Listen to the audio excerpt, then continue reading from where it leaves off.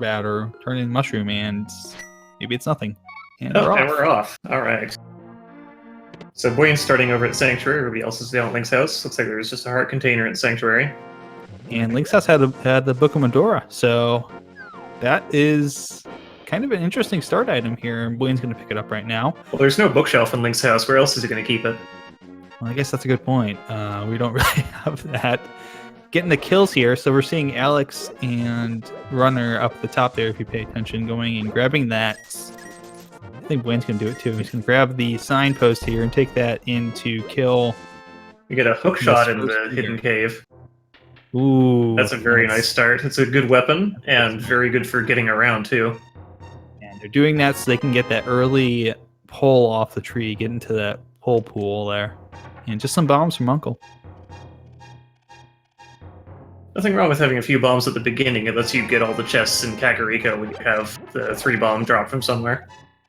Yeah, it's always the trolley thing. Like, you need one more bomb, and having to buy bombs is the worst feeling. And then you bomb one of the things and open it up, and it's a triple pack of bombs. You're like, why? Why, game? Sometimes the game just wants you to hate it. It does. But we love it. So we have He's Just a Boy down here going to go check the water dam. It looks like Alex Hax is heading up to Lost Woods, so we're getting a route divergence now. Indeed. Runner Watcher might be heading straight down to Kakariko. I know he's heading into Lost Woods from a different entry. I think Alex is probably heading over there too, just to a different entry as well. And where's Blaine going? Blaine might be going south too, so we'll get to see that. Yep. Just got a red rupee in the drained lake. Nothing important there. Kind of interesting to see He's Just a Boy pushing the blocks out like that. Maybe forgot about the, I don't know, maybe just realized it probably didn't matter after he did it the first time, because you can hookshot through the block to get to that chest, I think. Yep, just like Blaine did there. And only a green rupee at the mushroom spot, so no point in grabbing that. Hookshot will help out nicely here in the Moldworm Cave for He's Just a Boy, since it one-shots the Moldworms and you don't have to cross over, although it makes it a little bit easier to line up. Absolutely, yeah. It's a little bit easier to do it with the kind of the vertical orientation on the screen there than the horizontal, just because it kind of lines up a little better with the hitbox, I think. They have less room to dodge as well. Yes. Ooh, we have the blue cane from the Man in the Cave and the fire rod. Ooh, that's a good find. Fire rod's always good. It's required for a lot of things. Sometimes you can make do with a lamp for when you just need a light source, but there's a few things that you explicitly need the fire rod for.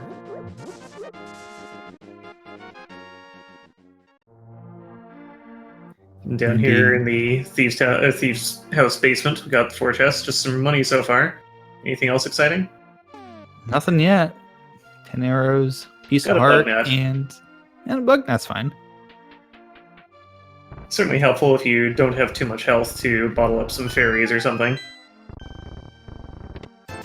Or if you somehow need to kill Aghanim but don't have a sword at that point. It's an emergency backup option. We have Wayne here going to the Ice Rod Cave from the look of it. Yep, meanwhile, He's Just a Boy going ahead and going to check that mushroom spot, and we'll find a disappointment of the green rupee. Yeah, get that out of the way, I guess.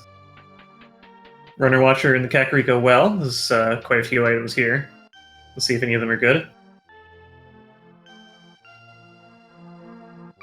These heart pieces are nice, especially early on when you're able to kind of get a little bit more life. Oh, there's early flute. I was right. I mean, I totally planned that. You are correct. Calculated. Well done. You're a wizard. Need to change that letter in your name. Code wizard. Oh, we got a sword from the bottle vendor. This is quite the nice set of items to get. Getting the flute in Kakariko is especially nice because you get to activate it immediately. Absolutely, one of the nicest finds you can have is finding that flute just in the well, or even better on the bottle vendor. You're just like, oh, okay, I'll just go over here and do this now. Is this even randomized? There's a sword in the Master Sword pedestal.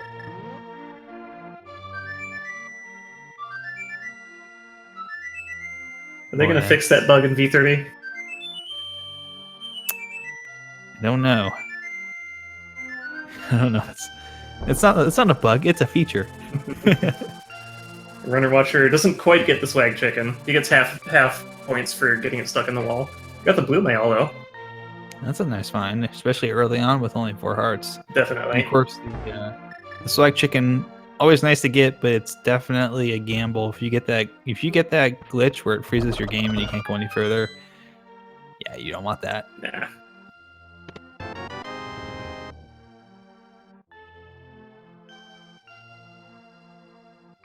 Blaine's kind of coming up from the south here. There's just He a just heart. visited the race. There was only a heart piece there.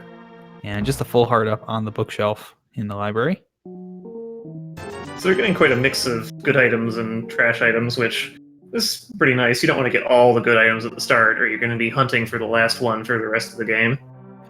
Yes, indeed. So apparently, with that sword being on the pedestal, there's a possibility this could be ped required. It could be a late ped required, though. That is true, if they need the Master Sword for something. Like Then, if there's something on tablet. Yep, or if they're just hidden away in Ganon's tower, and they need Master Sword to get something else. Because you do need at least the Master Sword to fight Ganon. And I think there's a couple of bosses that don't really take damage or much damage from the Fighter Sword either. Yeah, so the one thing we do know because of that is that it is not going to be a situation where you're going to have to pull the pedestal before defeating Aghanim, because of the fact that you'd get an item that would give you access to Aga if it's required before having to get that Master Sword. Correct. Well, we could get the cape.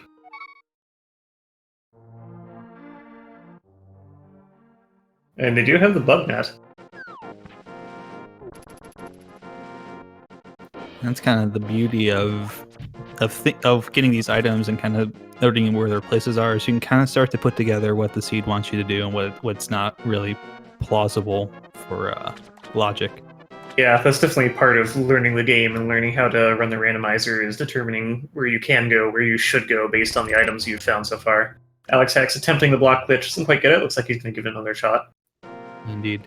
And most importantly, where you don't need to go, because you don't want to waste time. It's a race. Correct.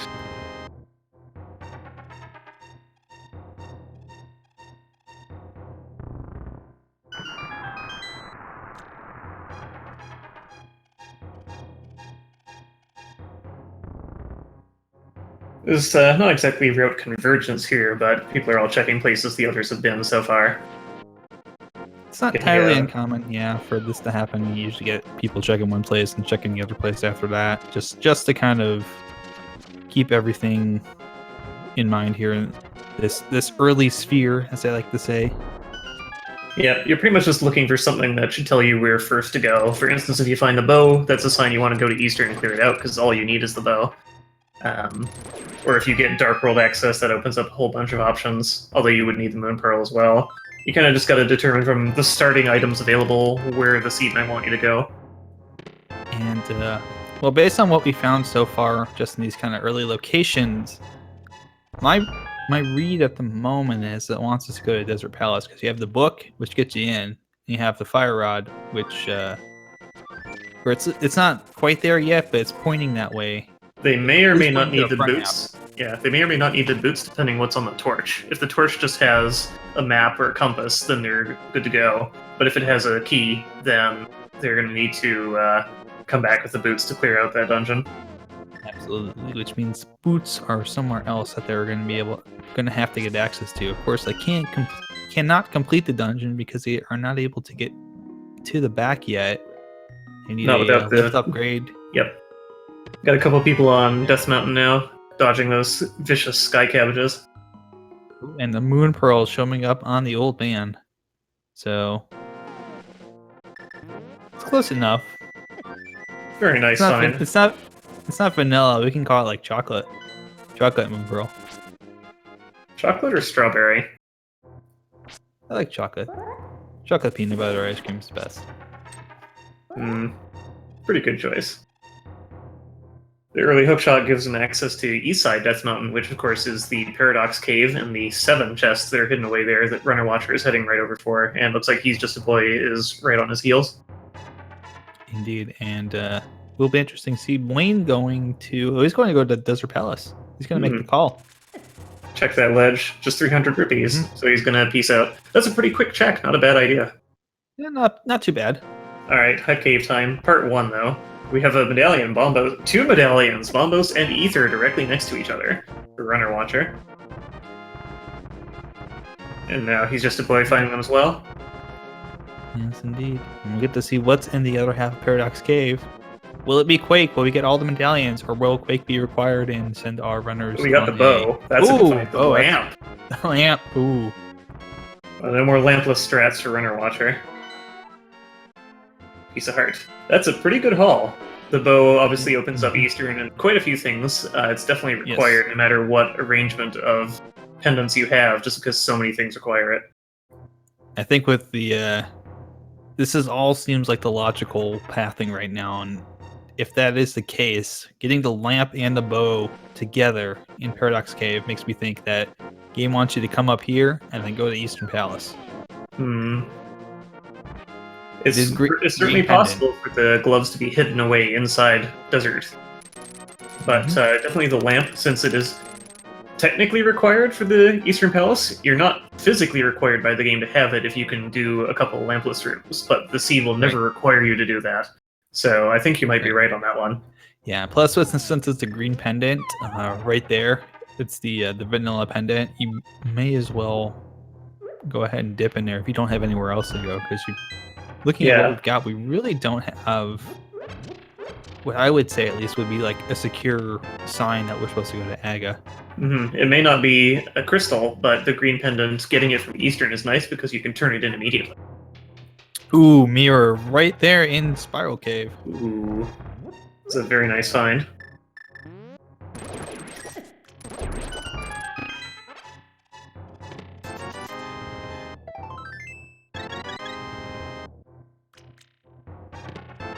Mirror is obviously typically heavily required.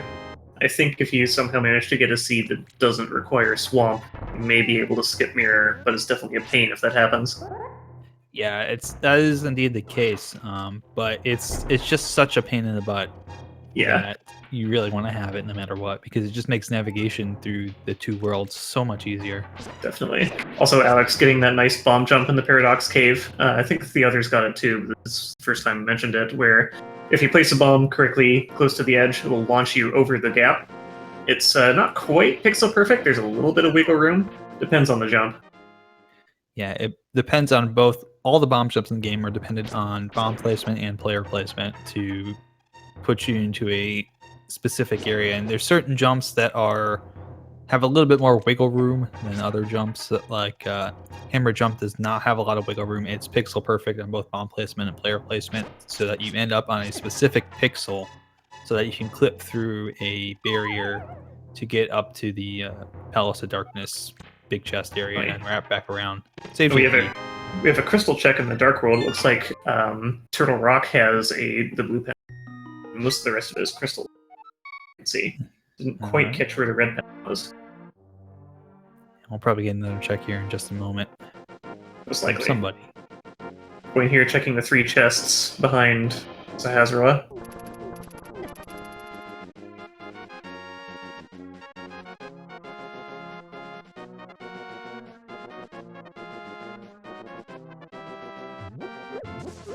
Wayne is in the situation where he doesn't seem to have a sword from... Or no, he does. Never mind. Getting the runners confused.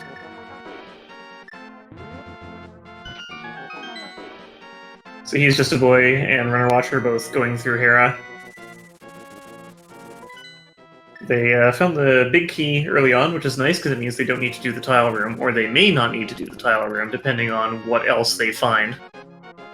If, for instance, there's a non-dungeon item hidden away in the basement, they'll need to come back for it. Indeed, and there were the gloves in the Hera big chest. Ooh. So this looks like it was the way to go. A little bit of a curveball there, giving you the bow and the lamp, and then telling you the gloves are in Hera. Well, that mirror from Spiral Cave is what made that possible. That's true. That's correct. That's right. Meanwhile, Boyne is doing the Eastern Palace, so he seems to be thinking the way you did, which might as well. If you can clear out a dungeon, it's definitely good to go for it, although it's not a crystal. What's interesting now is with the gloves being found in Hera, all 3 of the Light World dungeons are now available to be completed for He's Just a Boy. Mm-hmm. And Runner will be able to do that very soon too. You have the nice fight here with Moldworm for He's Just a Boy.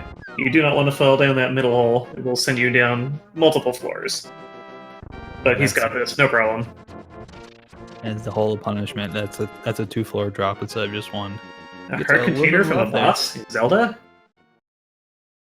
It's more likely than you think. At least in vanilla. And there's a red pendant from here too. What's going on? But that will actually be nice for He's Just a Boy to find that. I mean, he doesn't have to go back in there. He's got both items out of Tower of Hera. Yep. Though unfortunately with the blue pendant being a turtle rock, it's going to be quite the pain if Ped does end up being required. It's got the 2 easy pendants and then, yeah. Runner Watcher having a bit of a rough time there, but taking advantage of having a bit of an easier time staying on the platform when he has a sword out. You can't fall off while you are swinging the sword, but when you have it out like that, you get a little bit more room to try and climb back on. Yes, indeed. He's Just a Boy going ahead and checking the 3 chests back here in Escape. Getting 300 rupees. Ooh! Okay. So that's been available to them. No, that's only just become available because they got the gloves from Hera. Yeah, Titansmiths were glove locked. Unless they went through, they could have gone through Hyrule Castle. Yeah, exactly. I was about to say, unless they went through Hyrule Castle. So there was a lift upgrade hiding in the sewers and a lift upgrade hiding in Tower of Hera. So plenty of opportunity, actually, that means, to get to Desert Palace. Mm-hmm. Speaking of Desert Palace, Runner Watcher's heading in there now without the boots, so we'll see whether this pays off or not. But he does have the gloves, so he can at least get into the back half. It's just a matter of whether or not he's going to need to come back to get another item later. Indeed. He's definitely hoping not to see a map or compass right here in this chest. Is the big key. That's a good find. Is indeed a nice find. It's the Old Man Sunshine saying, glove leads to mitts. Well, it always technically leads to mitts, but yeah, not quite so directly. You haven't been able to find mitts for gloves for quite a few versions now. Just giving him a little bit So what do we have in the Desert Big Chest? A small key. Classic. Boyne coming up here on the Armos Knights. We'll see if he can get the quick kill. All these guys die to 3 arrows, but if you leave 1 alive and don't kill him fast enough, he turns into a red Armos Knight with a lot more health. So you see he hit that last Armos Knight there with 2 arrows, and very nice. Hits the guy before he can turn red, saves a whole bunch of... Indeed, and Blaine's got that green pendant. We get to turn that in and see if there's anything to it. Runner Watcher grabbing that nice fat stack of cash there. He's got over 500 rupees, so he could go check Zora at some point. Indeed, and we've got we've got red crystals are in Thieves Town and Ice Palace, so those are the ones that will be locking away our pyramid. Unfortunate the one's in Ice Palace, but sometimes that happens. We have the hammer in the Hookshot Cave. That's a nice find. Not much other than that, just some capacities and money. But hammer is very nice, especially since audit is required. Yeah, it's going to be required for a couple of dungeons here, so absolutely got to have that hammer. It's also got the attack strength of the Tempered Sword, so it's a better weapon than the Fighter's Sword, although it is a little more awkward to use due to having a longer swing time, both wind up and cooldown afterwards. So we are seeing, it looks like, I think He's Just a Boy's going to go ahead and check that. It is Quake Medallion to get in the Misery Mire, so we're going to need to get that last medallion. The one they don't have. Runner Watcher making short work of most of the Lemmelus. They died at 2 fire rod shots, and you only got 1 on the last one, but a couple arrows fixes that problem. We have Wayne doing the Hyrule Castle basement now. There's a few items down here. Yeah, he's got one chest he's already opened up. Got 2 more to check here. One off to the side, and then the one in Zelda's cell. We'll see if Wayne mirrors out after that and goes and does the chest in the rear. Yeah, having the mirror for this is very nice. You don't want to have to walk back out of this. Meanwhile, Runner Watcher has now completed Desert Palace and is going back in here, probably just to finish it up.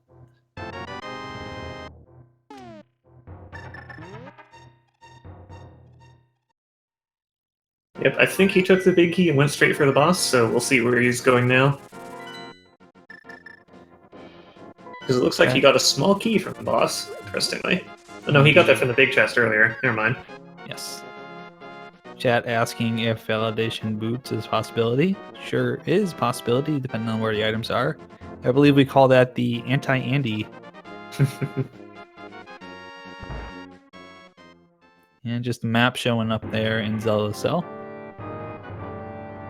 She left her burrito behind. This is a spicy barbacoa one. Maybe. Now we have Blaine here going through the sewers with that lamp he found up in Death Mountain. Yep. Which will pay off for him. Well, at least we know that. He certainly doesn't, but we got the mitts at the end of that just waiting for him to find.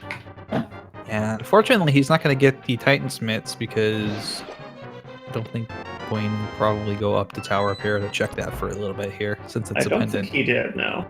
No, he hasn't been up there yet, and I get the feeling kind of that it won't be a priority check for a while now. Definitely not, especially if you go find other progression items like he has. You're going to ignore pendant dungeons as long as you can, so he might be without those mitts for quite some time, but he'll be able to get to a few places with just the gloves. Yeah, he'll be locked out of dungeons 5, 6, and 7 without them, so won't be able to do Ice Palace, Misery Mire, or Turtle Rock, but be able to clear out quite a bit. Mm-hmm. And since Ice Palace and Mire are both crystal dungeons, he's gonna have to go find them eventually.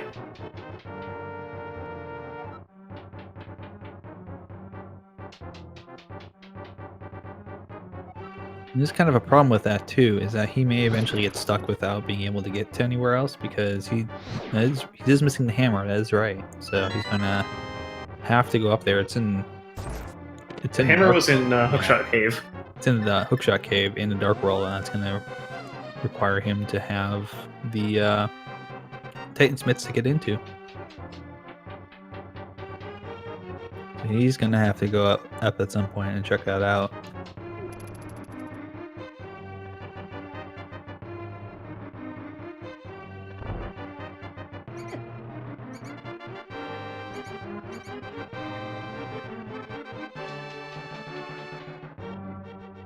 Speaking of which, that's exactly what Runner Watcher is doing now. He's gonna go check the Super Bunny Cave too while he's at it, on his way up the mountain. Indeed. A couple items in here. Looks like he's going through the hookshot strats here. You can use the hookshot or the mirror. Either the mirror to just delete the blocks, or the hookshot to do, well, that. Yeah, hookshot. Oh, almost. Oh, yeah, that's what just happened to poor Runner there is why I usually try to do the mirror, because it's easier to execute. Hookshot's a little bit faster, I think, but mirror is... It would have been faster here. Yeah, it would have been faster here because he would have had to have menued to get to the mirror.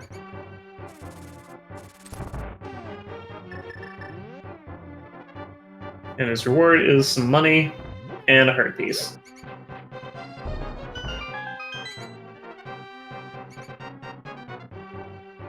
And Checkerboard Cave just had some money in it, so unfortunately nothing really too important. Items seem to have dried up, at least for now. Probably hiding away in the dungeons. Yep. And Ether Tablet, I think we had an early check on that, was Couch Cash, I believe. I think it was 100. May have been 300. Here's the hammer for Runner Watcher. Yep.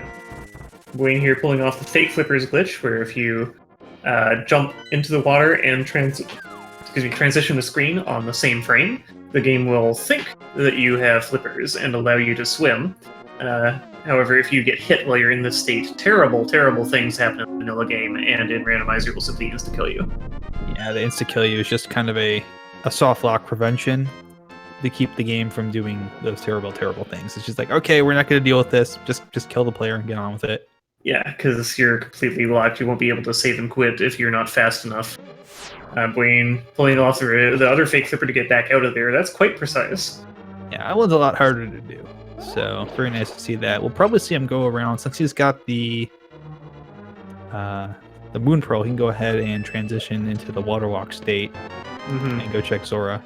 He's got enough money to do the Zora life lesson today too. So yes, this looks like that's what he's going for.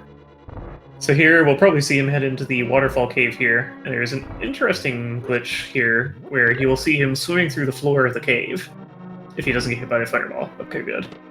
Indeed. And meanwhile, He's Just a Boy he's just going to Palace of Darkness. Well, he's got the hammer and the bow, so might as well. Yep. And the lamp too. Nothing much here in the waterfall cave. I'm just going to swim through the floor out of here.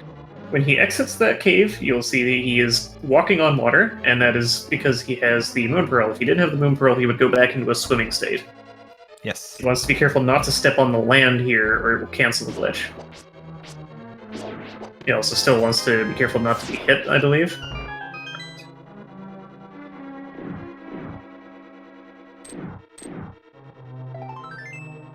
And then we'll let him walk all the way over to King Zora.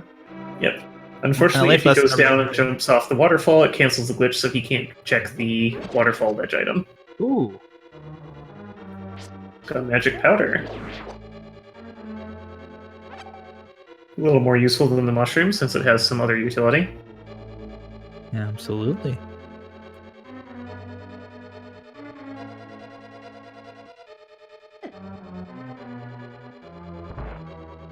And I got Go ahead.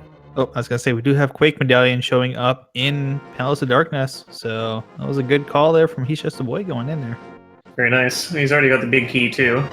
Palace of Darkness is a little weird because it has quite a lot of chests, but most of those chests are small keys. There's 6 small keys, I believe, in chests. Correct. There are 6 small keys. 4 are going to be in the front, along with 2 items, and then there are 2 more in the rear.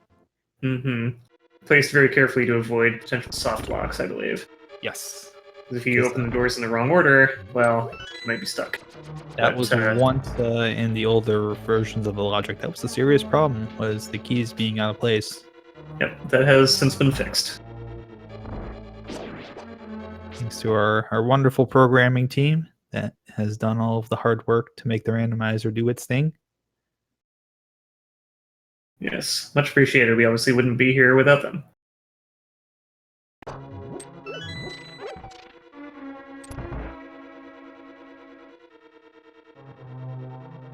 We've got quite a bit of diversity here among our players, where they're going. We've got 1 in Palace of Darkness, we've got 1 in Skull Woods, we got 1 up on Death Mountain, and we got 1 going ahead and completing Desert Palace. So with the variety of items, it's not that surprising. There's quite some divergence. We have several options now.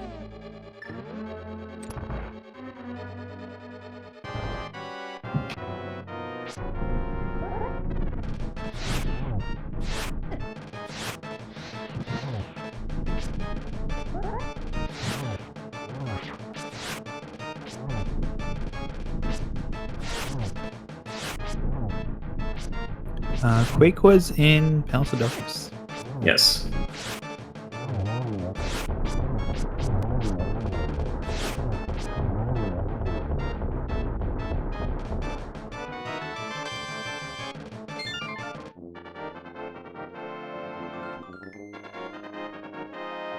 Yeah, we just had a small hiccup there, I think. Yeah, I think fine now. Just got the compass from Moldworm, so nothing terribly rewarding there, but the crystal, so it was required. Indeed. Do you guys like boss fights? Because you're about to get a whole bunch of boss fights. In fact, we just had 1, Alex completing Desert Palace. Runner Watcher has just finished up Mothula. He's Just a Boy about to go into the Helmasaur King fight, and Blaine will be getting that second glove and doing the Moldworm fight here in just a moment. So bosses for everybody. You said this game doesn't have a boss rush. Oh, we're getting the bomb jump attempt here from Blaine. Nice. Nicely done. Gets himself the mitts and is out of here. Wasn't strictly necessary since he had the hook shot, but hey, swag. Absolutely. So he's just a boy taking on Helmasaur King. Already got 9 shots in on that mask. Because you got the 2 little chunks that break out, and 17 hits in total to break the mask. Gonna fire some arrows into the green part. And the forehead. It's nice when you get the tail swing because he just stops and stands there and lets you shoot arrows at him. Versus the fireballs where he keeps moving around. Yeah, fireballs are not, the pattern is not too difficult with those, but it's just kind of annoying to deal with because you have to stop and get in position so you can get the one spot that's right in the middle and not get hit by any of the fireballs, and it just takes so much time out of making this a quick fight. Yep.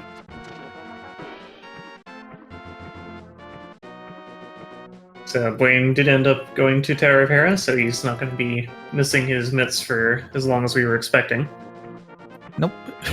I have a question in chat. Does Moldrum take damage from the Fire Rod or arrows? I don't think he does. I think only the sword and the hammer will damage him. That is correct. Just the sword and the hammer. As far as I know, those are the only 2 things that will damage Moldrum. Nice fake flipper from Alex there. You can see it's pretty precise. Surprisingly, you don't want to move as close to the right edge as possible. You actually need to be a few pixels away. Indeed. Runner Watcher getting just a rupee for the chest game item, so getting cheated there. Mm-hmm. And heading over to Thieves Town on the look of it. We'll do some cleanup first. Not a bad idea.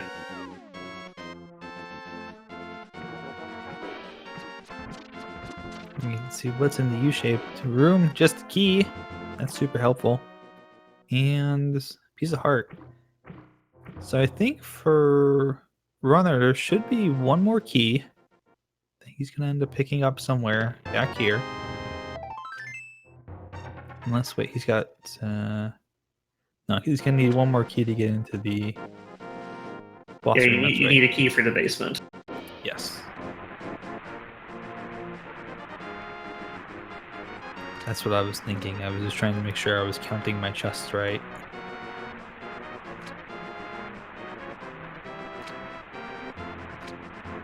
It's already got the mirror out.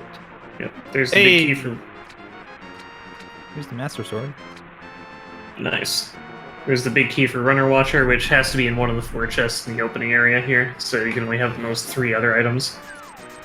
And Runner actually going ahead and mirroring out. Oh. He might just be doing a check here of Eastern Palace, I guess. The question would be, what would he be looking for here as far as items go? Boots, possibly? Flippers? He's got the Master Sword. Indeed. I don't think that opens up much in and of itself. Samaria, of course, we're going to need that sooner or later since Myra is required. Indeed. We'll need the flippers as well to be able to get through Swamp Palace. Yep. And the Ice Rod. Well, they don't. Yeah. Turtle Rock is not quite. It's, well, it might be. It's the blue pendant. Yeah, that's right. That's the blue pendant one. Going here, going through the spiky death cave, relying on his health to get through here from the look of it. Oh, no, just going part way and then using the blue cane to get to where the blue cane normally is. Maybe he's going to death warp out after this? No, he's going to save it quick. He's just trying to preserve his magic since you get a health refill, or at least a partial one, but not a magic refill when you save it quit. Indeed, and Runner Watcher is now going through Thieves Town. Kind of missed the front half there. But he is in the second half. Heading through the only hallway where these little lizards appear. They just want to stand around their sunbeams. Link comes along, ruins their day. Yeah, picking up a 5-arrow capacity upgrade there. Not really going to help on Blind, since Blind only takes damage from the sword, but thankfully Blind takes the same damage from all swords, so having the fighter sword doesn't really matter. Yeah, there's a couple of things that Blind does take damage from. The swords, the hammer, Cane of Burna. And Samaria blocks as well. Yeah. Yep. But it's 1 damage from all sources. You just gotta hit him 9 times. Indeed. Thankfully, it's a choreographed pattern there.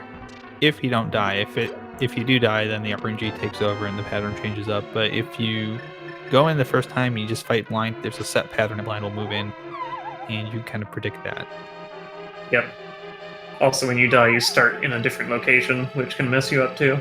Instead of starting at the top of the room, you start down at the bottom.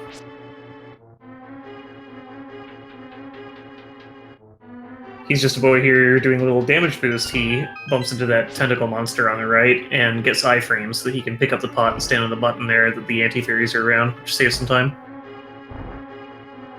I don't have to kill all the enemies in the room first to get the anti-fairies to go away. Just kind of grab the pot through them. Yep, nice time save.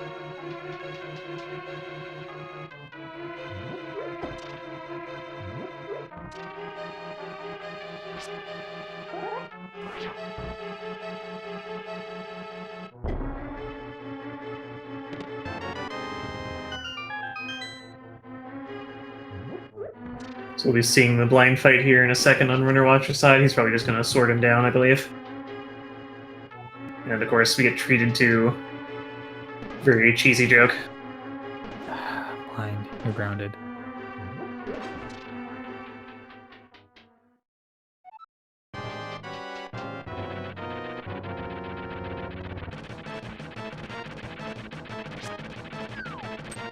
Blind is down, not too bad. Although the fight looks quite difficult if you let it get out of control, sometimes the best thing to do is just get in Blind's face and flail at him, and when you do that, it just makes it go a lot faster because he has fewer iframes than he appears at first glance. I kind of wonder here if he's just the boys completing this for the green pendant turn-in. You were thinking that because you got that early bow and lamp combination together, that there could possibly be something here at Hospitalis Hut. Could be. Alex getting knocked off by Trollworm there. Fortunately, he went off the left side, so he only needs to come back up one floor. Yes, indeed. Always kind of a bummer when that happens, but at least if you fall off the side, it's not too bad. Yeah, you get to come right back. Moldworm does refill his health when you fall off. Oh, very nice little bit of tech there from He's Just a Boy. Using the bomb picking up animation and the fact that he's carrying the bomb to glitch through his portal there, his mirror portal, so that he doesn't get transported back to the Dark World. I didn't know you could do that either. That's very nice. That's really cool. Alright, round 3 with Alex Hex. Third time's a charm, right? Yeah, he's got this. I got faith in him. Just getting a heart container from the digging game. Certainly helpful, but nothing acquired. One more swing to go. You got this. You got this, Alex. Oh no! Oh.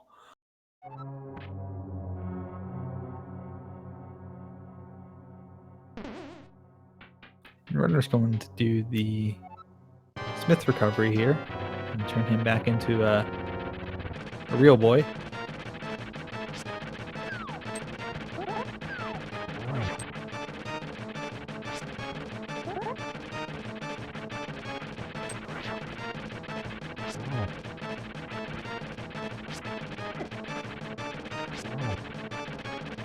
So here with the Smith, you need to leave the room and then re-enter in order to what would normally be give them the Sphere Sword, but they just give you the item directly here. In this case, 5 arrows. Alex very narrowly avoiding falling in the middle pit. You really don't want that. That was totally first try. First try. Very Nobody nice was looking at the other tries. They didn't count. Those were practice runs. Meanwhile, at the same time, Blaine taking down the Helmasaur King. Gonna get his little bit of love. Runner Watcher here doing the Hammer Dash tutorial the slow way. Normally what you can do, there's a glitch called the Item Dash in general if you have the boots, but we don't have the boots, so he's going to have to just walk around, hit all the pegs individually. I was trying to remember why He's Just a Boy went back out of Palace of Darkness, because Blaine's doing the same thing here. He went and completed Helmasaur King first and is going to the back to follow up. Runner Watcher, that paid off for him. The basement there, the Hammer Dash tutorial had the flippers. Ooh, very nice. That's a good find. Definitely. That opens up Swamp Palace course and makes it easier to get to various other water areas like the Ice Palace. And with the with the flippers already and everything else he's going to need to hammer the lift upgrades, he can go ahead and just do Swamp Palace. He's got the chest with them too. Maybe going and turning that in right now as part of a Swamp Palace play. Yep. Get that routing efficiency. There's only 5 rupees there in Cave 47. Or is it different number? Cave 45. Cave 45, yes. Which, for the longest time, it showed up in spoiler logs as Cave 45, so that's kind of what it's come to be named. Although there's some other names for it, like the cave south of the Haunted Grove. Yep. This is quite a nice route to take to, just go turn in the smith, get the chest, get the hammered tutorial item, bring the chest down, get that item. You just get a whole bunch of stuff in a nice row, all on your way to turning in the perfect chest. It's pretty good routing right now. Efficient as far as getting maximum number of checks in here with a minimum number of backtracks. Definitely. Runner Watcher picking up the Master Sword there. Nice.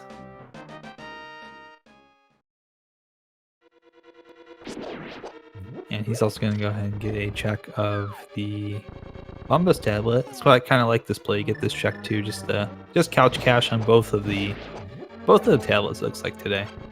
That is unfortunate. Well, it saves him some time because Runner Watcher didn't have Master Sword, so he wouldn't have been able to get it. Indeed. So, Code, I think it's about that time to We're getting no, already? not that time, chat. The other time. The time to raise our hype levels. Oh, I believe Runner Watcher is about to enter a specific cave. It has a whole lot of it in it. current hype cave. The title seems to transition around a bit. But what do we have? We got 5 items here. Just a hard piece to start. Well, unfortunately, there's not really a whole lot that can be in here as far as needed items. Well, today the cave is absolutely packed full of disappointment. Just arrows, bombs, and hard pieces. It is the lame cave today. Sadly, all the hype was up in the Paradox Cave. So we got the 2 medallions, the lamp, and the bow, all from there. So that was the real hype. Yeah, that was a nice Paradox Cave today. And we are indeed, looks like seeing Runner go ahead and go into Swamp Palace. Yep, Swamp Palace is particularly lucrative when it's required because there are a lot of chests in it that they're part of the global item dungeon pool or global item pool, so that they can have required items. They can have trash too, but there's a very good chance of something being in there just because there's, I believe, 6 chests that are part of the global pool.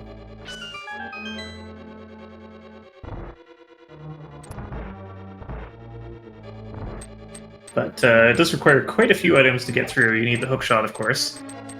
Oh, Alex gets knocked by the spike block into the Wallmaster. Enemies are ganging up on him. Yeah, it's always something that nobody likes to have happen. Get those Wallmasters right when you don't need them. Nope. It's especially annoying because this is based on the Japanese 1.0 version, which several of the glitches will only work in. And one of the unfortunate parts of that is that you can still be damaged when you're falling down a hole, and you can also be grabbed out of the hole by a Wallmaster should it fall on you at the right time. Yeah, because of the fact that the way the game operates between the layers is that essentially you're still on the same layer until you transition. Yep.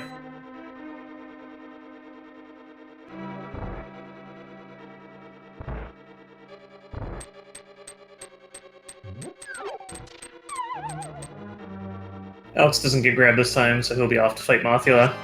Fire Rod strats are pretty good for this, deal a fair amount of damage to him. Just gotta be careful not to knock him into the spikes, or they won't do any damage. Because normally if you knock an enemy into the spikes, it will damage them. You can usually see that with the mummies in this dungeon.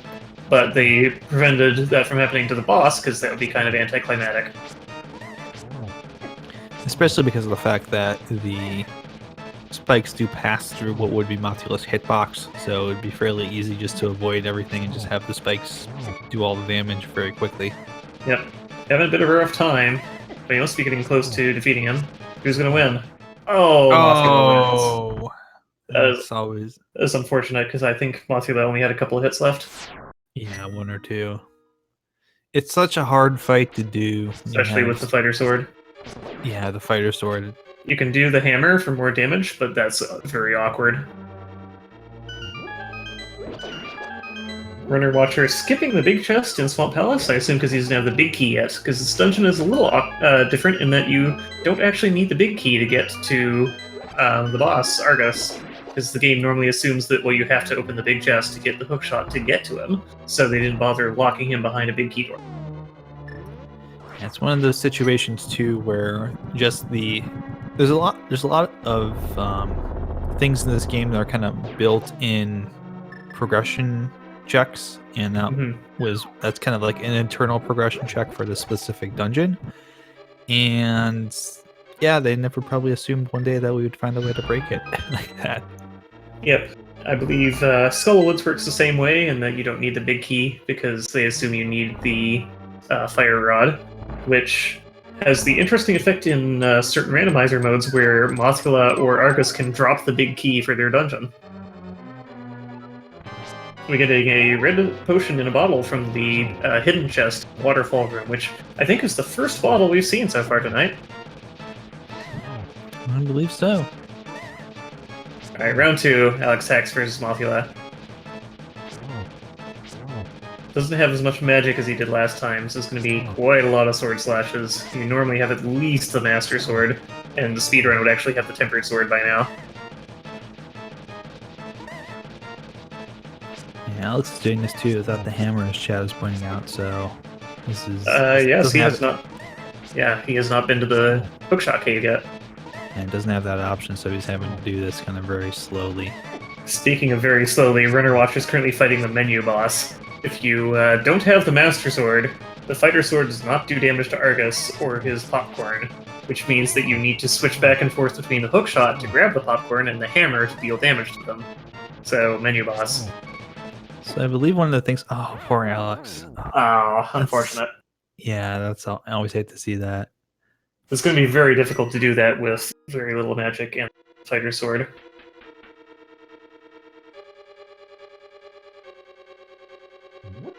Runner Watcher saving some time by grabbing 2 popcorns at once and then whacking them both.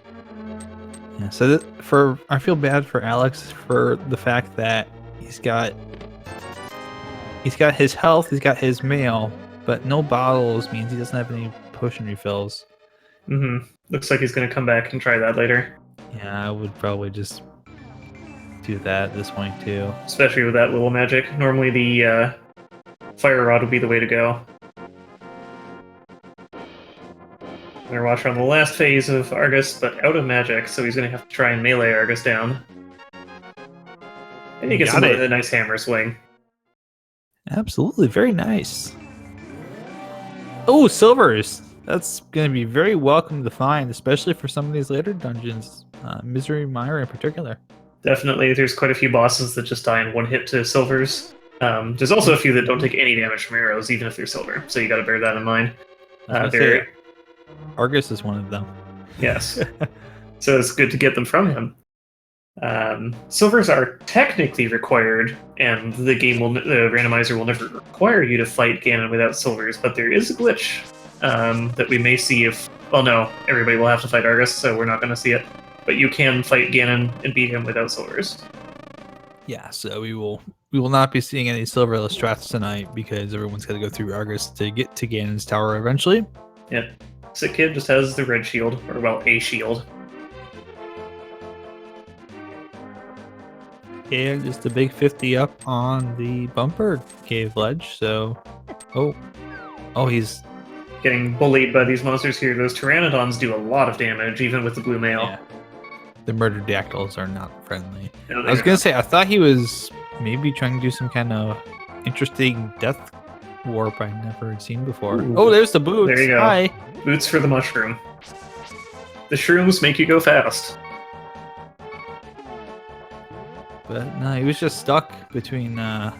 Poor Alex was stuck between a couple of different Yeah, trying to jump off that enemies up there, yeah. the diagonal ledge. Normally, what you can do if you have the boots and you press A at the edge of a ledge, you immediately jump down. But of course, he doesn't have the boots. Nope. But Runner Watcher can check King's Tomb here. He's got that open. Nothing in the cave behind the graveyard, and King's Tomb has Sank Heart. This is the one very special heart container that you normally get in the Sanctuary that refills your health. None of the other heart containers act like that because when you pick up a pendant or a crystal, it refills your health, so there's no need for the heart container to do it. But for Sanctuary, there's no boss, so they have the heart bearer refill you. Then we get to check the Bonk Rock Cave, see what's under there. Red mail. Not bad. It's got the red shield, the red mail, just needs to get the red sword. Definitely won't be getting the butter sword with it being hidden away at the pedestal. Yeah, I was about to say, we don't know where that red one is yet. Mm-hmm. Oh, we're getting a peek at Lumberjack Ledge. Yeah, it's just a little Just bit a of heart love. piece. So, no need to go fight Aghanim 1. It's always nice. It's quite the detour, and not really required most of the time. All it really gets you is that ledge item and the warp in front of Hyrule Castle, which sometimes can be just as important as that ledge item if you're stuck for other ways to get into the Dark World. Yes, I think Code, looking at everything that we've got so far, the only thing that we are missing to be in no mode is the Cane of Samaria. I think you're right, yes. We have people with Master Sword at the very least, so we got that. We've seen flippers to get to Swamp Palace. In fact, we've seen something complete Ice Palace. We don't know if the Ice Rod is required, which would only be if... what's the boss? Oh, Trinex. If Trinex is hiding something. Yeah, specifically would have to be Trinex having the Cane of Samaria at this point. That's not possible because you need to go through Exactly. Turtle Rock, and Turtle Rock requires Samaria. Exactly. So So I think we can safely say that Turtle Rock is not required. and we won't need the Ice Rod. Mm-hmm. Which means it'll be in the next chest we see, right? Right. It'll be wherever we don't want it to be right now, just for immeasurable disappointment. Yeah. Since you need Samaria before you even get to the first chest, unless you're Andy, we definitely won't need to go into Turtle Rock at all, so we won't be seeing that dungeon tonight. Yes, and certainly is the case. Catfish is a possibility. Yeah, it could be Catfish, it could be in Misery Mire itself, because unlike with Turtle Rock, you don't need Samaria until halfway through the dungeon, because of course that's where you normally get it. Could also be an Ice Palace, it could be at the Fat Fairy Fountains. It's, the red crystals are Ice Palace and... where was the other one? Thieves Town. Thieves Town, yes.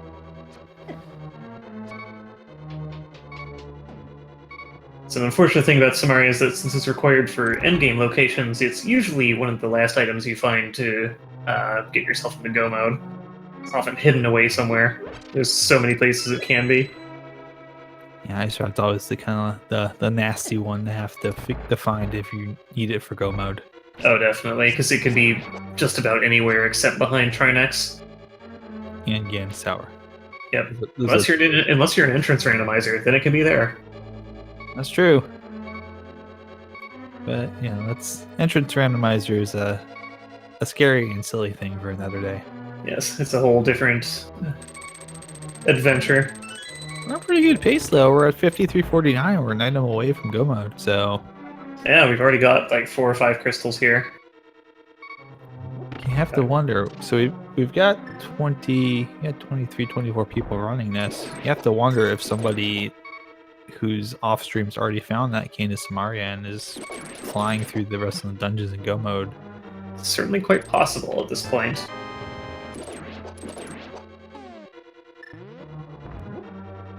I think they have everything they need to do Ice Palace. Nobody has been into it yet because the Ice Palace is terrible, but they got everything they need for it. They have the Fire Rod, they have... that's really all you need. Samaria makes it a little easier if you don't know how to do the bomb jump. Yeah, there's a couple of things that that are definitely like quality of life upgrades for going into Ice Palace.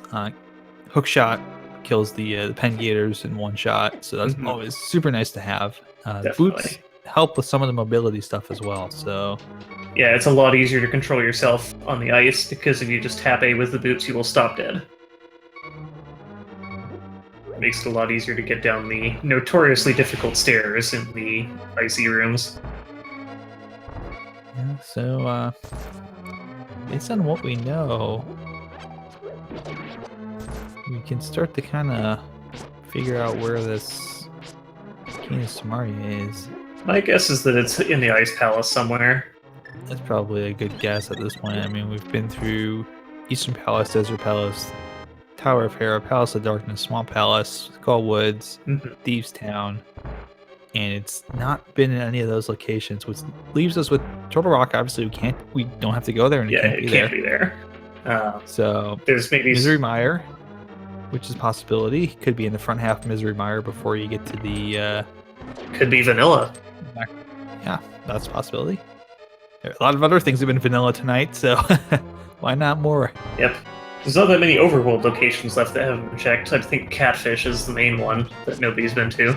I don't think we've seen left side of Swamp Palace either. Chat pointing out that we may not have seen that yet. So that's certainly always a possibility. And Definitely. It's a good time save to skip it, but if you need to come back for an item later, oh boy. yeah, it's Speaking never of Swamp fun. Palace, that's where he's just a boy is entering, and maybe he'll go check the left side and clue us in a little bit more. Yeah, it will be very interesting to see. He'll probably go ahead and just do what Runner Watcher did, which is clear out everything except for left side. Just leave that for the end, and then maybe we'll see if he dips back in at the end here just to double check. Yeah, because he does have the hook shot, so he can just blitz straight through it. But that's a bit of a gamble, especially when you're not in go mode. Yeah, I believe Runner Watcher has been the sick kid. I think that's where we got. That was the red if I shield, remember yeah. right. Yeah, red shield. I was gonna say that.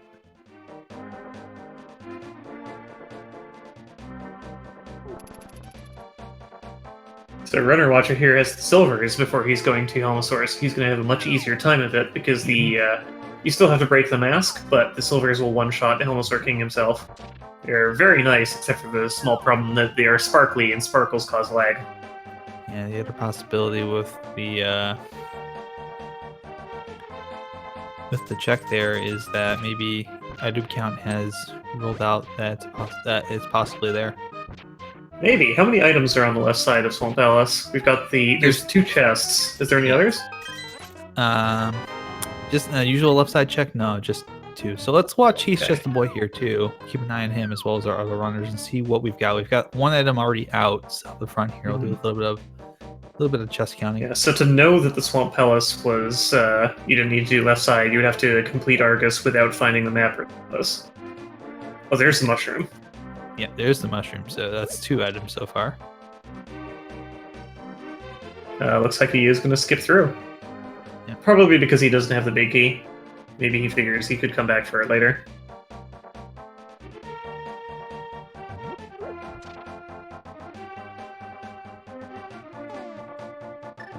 And the bat just has a full heart container. You've been cursed with additional life. It's the greatest curse of all. Not being able to take enough damage to take a death warp. Unless you need a death warp, then it is a curse.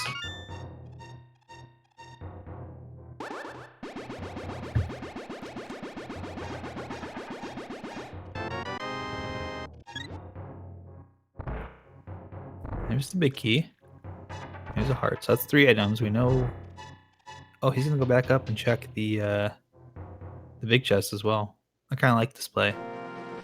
That's pretty good, because he just found the big key and it's not terribly far to backtrack to it. Yeah.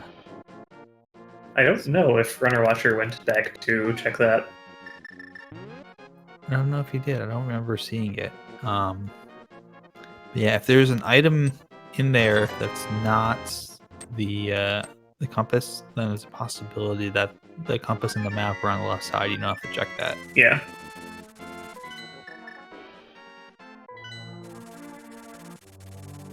So there was a burrito in the big chest, so that guarantees at least one item on the left side. Aha. Could be hiding out there. It very well could. Or it could be away in Ice Palace. We'll just have to wait and find out. It could also be at the Fat Fairy Fountain. That's another overworld location where it could be.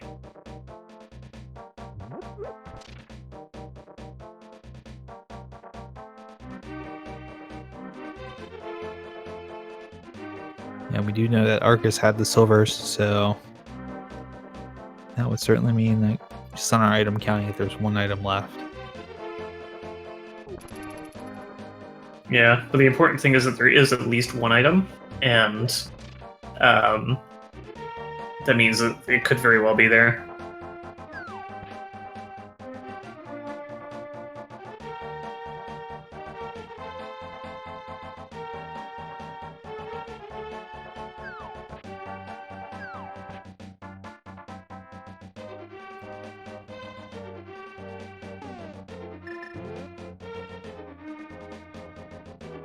So going off the audio cues, I'm thinking that Alex is over down by the digging game.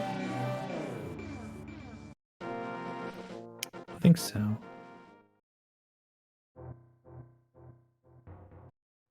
And I'm betting he just checked Cave 45, that mirror, and then the brief bit of cave music.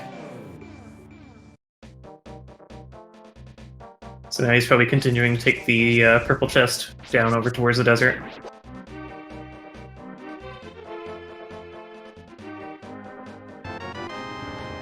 That's Stumpy's item, I'm guessing.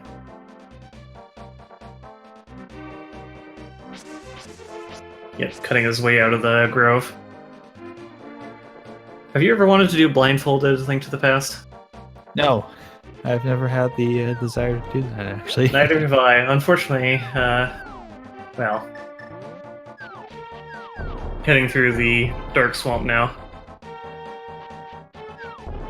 I may have played this game a little too much.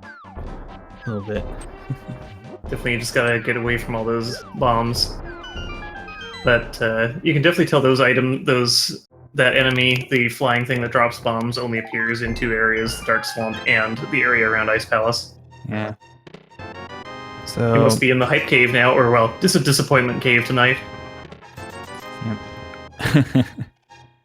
So one of the things too that we do have as a backup is we do have the actual runner stream, so we can check in there every once in a while too, just to make sure that we're not missing anything too important. Mm-hmm. And yeah, Blaine is indeed in swamp.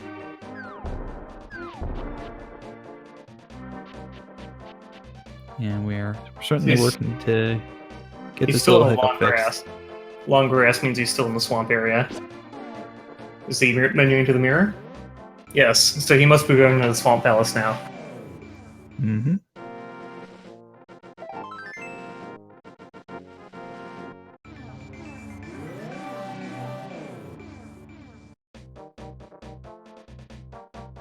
Or not? Oh, he was turning in the purple chest. Right. Now he's probably going to head over to either the tablet if he didn't check it, or over to the Swamp Palace. I'd assume tab. Yep, there's the text box for tablet. Mm-hmm. Okay, he's fluting somewhere. Oh, now it just got a lot harder. Misery Mire. Yeah, that's the Mr. Meyer. He must be going over to check Meyer stuff then. He could be going into Mire. Did he? No, he didn't have Quake, so he can't get in there. Yeah, so I think he's gonna go do the check. Oh, there's a couple items Yeah. around there. Yeah. Yeah, he's doing the shed check right now. Yep. Doing some mirror deletion to get those blocks out of the way. Unfortunately, I don't think there was anything terribly important in those chests. Nope. But probably off to Checkerboard Cave after this, get that whole area cleared out. Yeah, so as far as the audio goes, for anyone wondering, this is Alex's audio, so we're kind of able to follow along on the stream with Alex, with what Alex is doing, because our video is frozen for just a moment. Yeah, truly a sign that we know this game a little too well. I have failed way too many times with all these things. So that was Checkerboard Cave, I'm assuming. Now he's floating again, that makes it harder. Yeah, See if we can listen for cues. Well, I didn't hear him menu anywhere, so that must mean he's on Death Mountain. Yep, there's the sky cabbages. Death Mountain. Yep.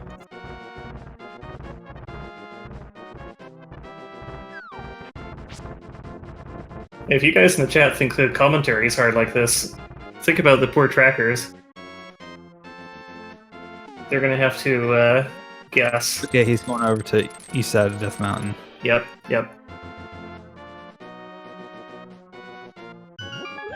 Heading over, I assume, to the Super Bunny Cave. Which, if you don't know why it's called that, there's a glitch that you can perform called the Super Bunny Glitch, which I think this might be the only place you can use, but if you fall down a hole as the bunny, which can only happen in Randomizer, you remain in bunny form, but you get back some of your limited powers, so you can push blocks and open chests, which, coincidentally, there are a couple of chests behind pushable blocks in the Super Bunny Cave, so you can do that without the Moon Pearl to get the chests that are in here. Absolutely. I think this is called Super Bunny Cave because it's the one where it's the most... You can use it in a couple of places, but this is the one where it's the most useful to do. Definitely. There's a related glitch called the Bunny Revival, which, if you go into, say, the Ice Palace as the bunny, and then you immediately die to the Freezor, you get put back at the entrance of the dungeon, but as Link and not Bunny Link. Because they assume that you can never be in permanent bunny form in a Dark World dungeon, because you would normally need the Moon Pearl. Well, joke's on them.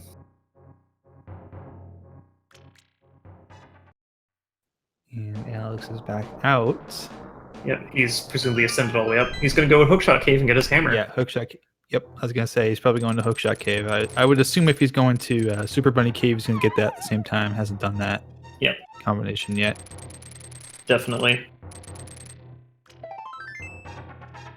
And I don't think he would know that Turtle Rock is required, so he may check which which medallion he needs. Yep, he should have his hammer now. Yes, video is frozen. We're just having a small issue with the restream. We're trying to get that back up to you guys. Audio is working fine though. Yep.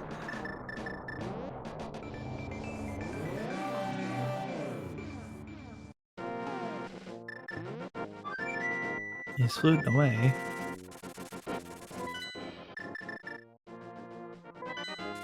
Was that 4 changes? So is he at position 5? Yeah, he's going to Palace of Darkness.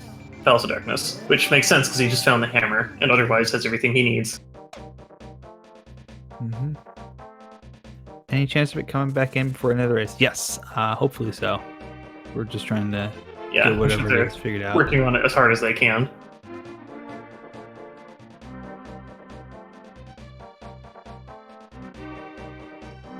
It's definitely not going to be an obstacle to any of the runners at this point, but you do need to have 110 rupees to get into the Palace of Darkness because you need to pay off Kiki the monkey. And of course, if you get hit while taking him there, it's another 10 to get him back into your following. Yep, he's found Kiki, so he's got to get around safely now. Avoid the garbage bags. Yep. It looks like he's killing him safely. And, yep, he is in.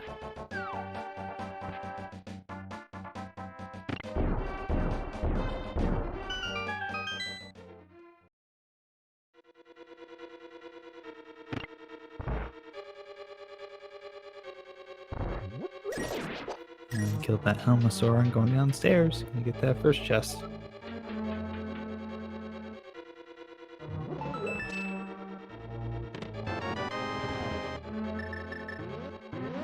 And mirroring out. Yep, that's pretty common for Palace of Darkness. Certainly in Vanilla, it's a lot of get a chest, mirror out, get a chest, mirror out, and in Randomizer, that can still happen, depending on your key route.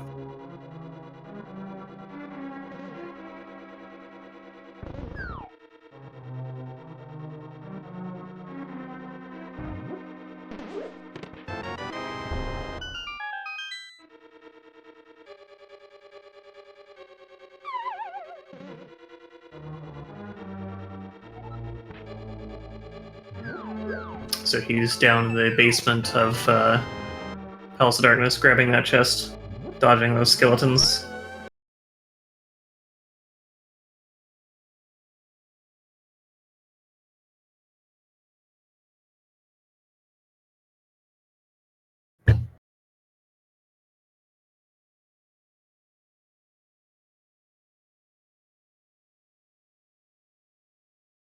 Looks like we might be in the reboot.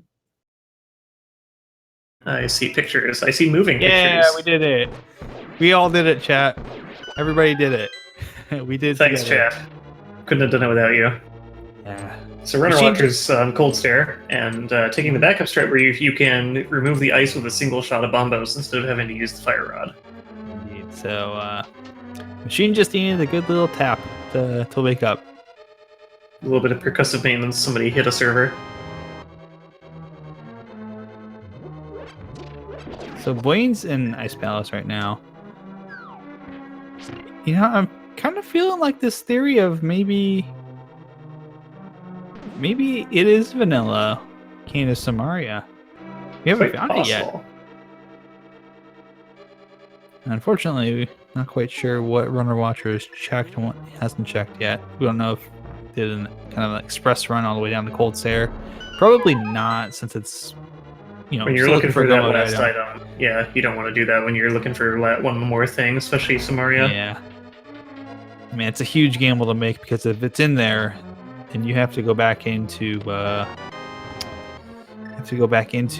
Ice Palace. You don't want to have to do that again. But it looks like Runner Watcher is going to dip back into. I think Swamp he's going to go Palace. check the Fat Fairy. Check the left side. He has Or Crystal maybe a Fire Fat Fairy. now. Yeah. He can go here, get the big bomb, and make his way up to the pyramid. Was Spike Cave checked? Yes, it was. Yes. Yep, off to the bomb shop.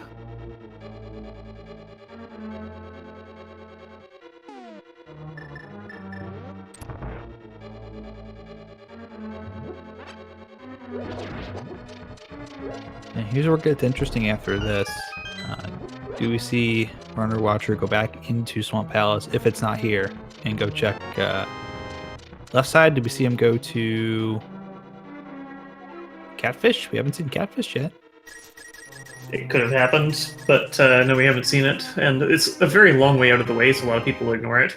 Although it is nice if you can mirror from Catfish to go check Sora, because then that's less of a detour. And actually, Runner Watcher has not checked Zora yet. Does not have the powder, so that would be a smart play if to get that check, you know, done. Mm-hmm. Gotta be careful not to go back and hug the bomb. Okay, we have a blue potion and the Cane of Samaria. Samaria. So that was a good call on his part to go check the Fat Fairy. Indeed, I believe too. That means at 112.20, Runner Watcher is the first of our runners in the go mode. Indeed. That was a pretty good call, especially because the last things that he was able to get were Crystals 5 and 6. So it made sense that that might be where the seed is kind of guiding you towards. Absolutely. It just has one more dungeon left to do here. And he can just Gets split the straight power. through it as fast as possible. Yeah, I gotta power through Misery Mire here. Just looking for that big key right now to get to Vitreous. Has the silvers, so there'll be a very quick fight once he gets down there. Yep. The Vitreous does have the unique distinction of being the only boss other than Ganon that can actually take more than one shot from the silvers. Most of them die to one hit. Viti himself takes 2, and then the little eyeballs all take 1. Meanwhile, we've seen He's Just a Boy go ahead and actually make the gamble that it is vanilla, and unfortunately, it's not the best gamble right now. It won't be too much of a time killer, I think, because he can't know that, and so this isn't a Yeah. bad play from what he knows. He just needs to check some of the chests. And the nice thing is that when he comes back, he will have already opened up that first key door to the crystal switch that will let him get through a bit faster on his next visit. Bingo. Yeah, it'll be a lot quicker second visit. It'll just depend on when he decides to go ahead and go into the Pyramid Fairy routing there. Gawain taking down Cold Stare very nicely with the hammer strats. That's exceptionally difficult to do on Cold Stare, but he not only got it, he managed to pin 2 of them in a corner and took them out together. Absolutely impressive stuff by Blaine. That was wonderful to watch. Definitely.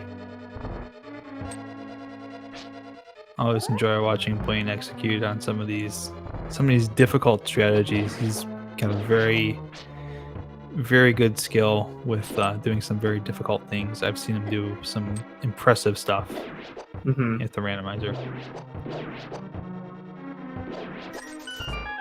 Oh, Runner Watcher runs out of magic, but he's got a blue potion. That's all good. Yeah, picking up that blue potion actually coming in handy. Often you get to the end of one of these randomizers and you have more money than you know what to do with, so if you have the flute too, it's worth your time to fill up on blue potions. It can make things a lot easier, a lot safer, especially Trinex. You don't need to worry about running out of magic. Same for Ganon. Especially if you don't know how to do the torch glitch. It's a very nice safety to have and not terribly time consuming. Yeah, even with torch glitch as a runner, I like to have those potions there because it makes me feel better. Yeah. That I can screw up a little bit. And if you have the half magic discount, it's a little bit more of a safety, but without that, a green or a blue potion is very worthwhile.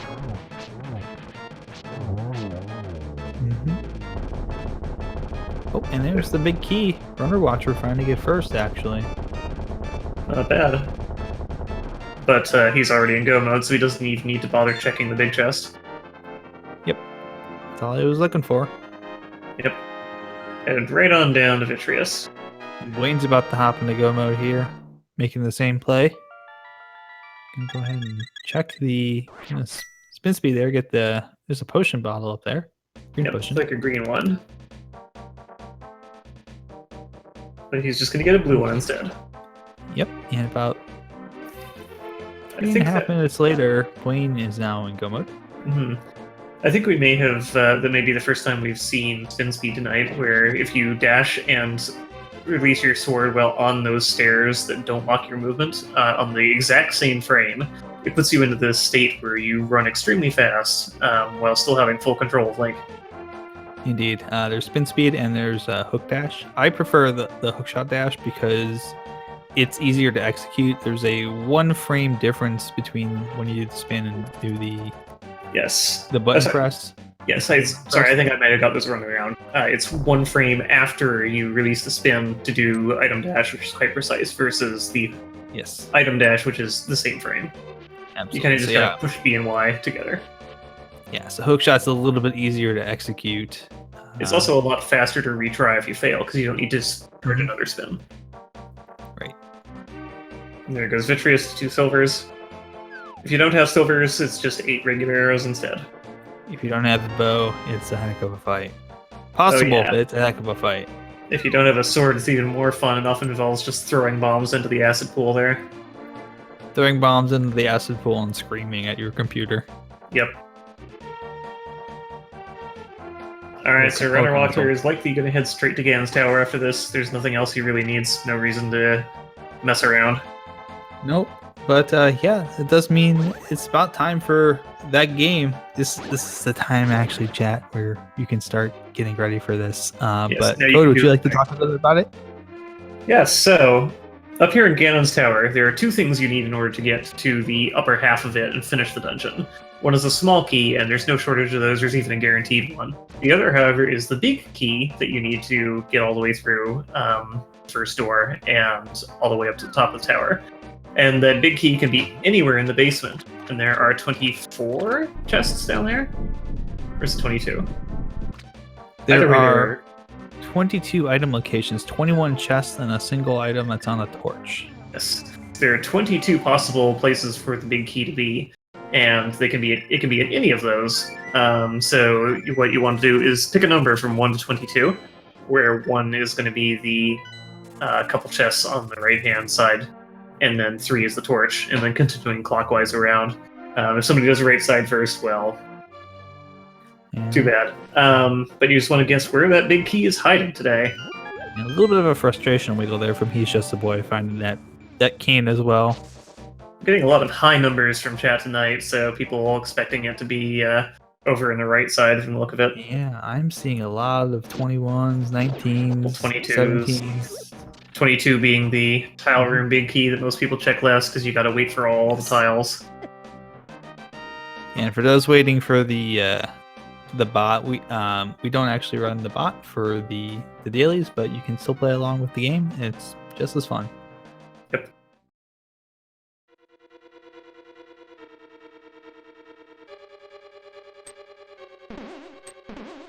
You get to play for fabulous prizes, and we're going to be going off of the chest here that Runner Watcher checks. So 1 and 2.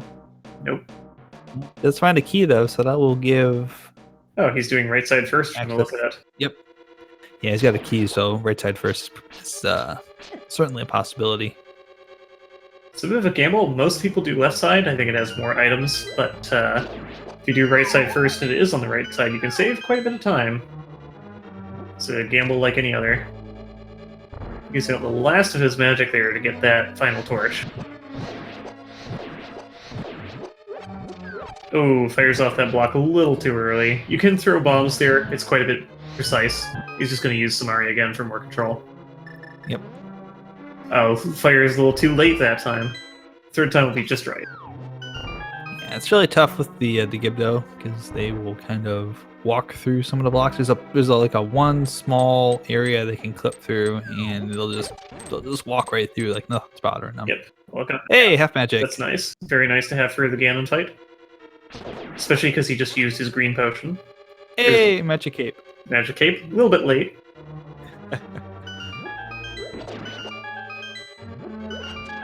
Lining up that dash along the pit to get right through. That final key there, that's all he needs from the right-hand side. Yeah, there are strategies where you get that key and you go left, but going to the right is kind of the standard thing to do for a lot of runners. And of course, the torch, just a little bit of love. So we're through 7 right now, yep. 7 locations, no key. So that will bring into existence Bob, who we may or may not see depending on exactly where the big key is. Just a fun little graphical glitch, perfectly harmless. Bob's our friend. Oh. Hey, number 8. Never mind, no Bob tonight. There is one particular anti-fairy in the room above the ice most nights where if you do not pick up that item from the torch, then one of the anti-fairies glitches out into this sort of weird inverted sprite, and the sprite is affectionately named Bob. And you can't kill Bob, because if you throw powder on him, the other anti-fairy in the room also turns into Bob. Indeed. So just a quick shout out here, but let's take a look real quick. I think I know who guessed that, but let me double check here. You got Ackermon86. Congratulations, you guessed number 8. You were the first one to guess number 8, and congratulations as well. Wasn't the first one to do it, but Chrissy33 also guessing 8. So very nice. Well done. So a couple rooms ago, Runner Watcher did it's not exactly a glitch, but it's a tech called the key dash, where if you are an increment of 4 pixels away from a door and you dash into it, instead of bonking off the door like you normally would, you will go through the door after opening it. It's very nice and easy to set up there because you enter the room at the correct alignment, so you just have to press A and nothing else. Indeed, and Runner Watcher heading on through Gauntlet now. Alex hacks back for round 3 with Mothula, and unfortunately Mothula makes the hat trick. But Alex isn't going to let that stop him.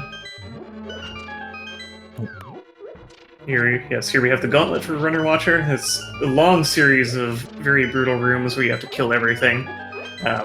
It's quite difficult. They start ramping up pretty fast with the conveyor belts and the ice. A lot of people sometimes will just pull out bombos and get it out of the way. So here's where that earlier dip is actually paid off a little bit for He's Just a Boy. It's going to be our second featured runner to make it into GT with Wayne right on his heels, even though Wayne was in go mode a couple minutes beforehand because did not have to spend a lot of time checking for that big key once he went back into Misery Mire.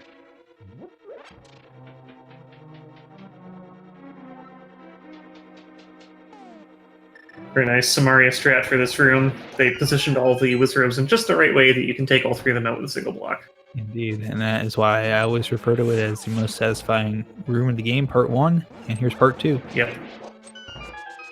It is extremely satisfying to pull that off. And you know what isn't satisfying is when you dash into those knights there with the tridents, and they knock you off anyway. Yeah, that's That's not fun because then the floor will fall out from underneath you as well. So Mhm. you got to dash up the conveyor belts to get back around the other side. Yep.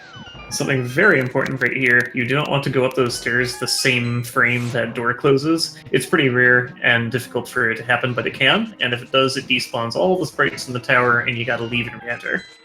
Yeah. So that means you have to go through Gauntlet all over again. Yep. Meanwhile, Runner Watch, we're making very quick work of this. Almost at the Moldorm 2 fight. Gwen doing right side first as well. Interesting. I believe He's Just a Boy went left first and may have found the... I'm not certain on that because I would have to check the timing on that. A little complication for Runner Watcher, though. He only has the Master Sword, which is going to make the Ganon fight interesting. Yes. In fact, all of our runners actually only have the Master Sword at this point. Yeah, he may check this final chest. Just the compass. So that is the last chest in the game, and it's usually not worth checking because it's the last chest in the game. Nothing can be required in it. But there can also sometimes be nice things like the sword upgrade or a shield or mail. Not tonight, though. Just compass. Indeed.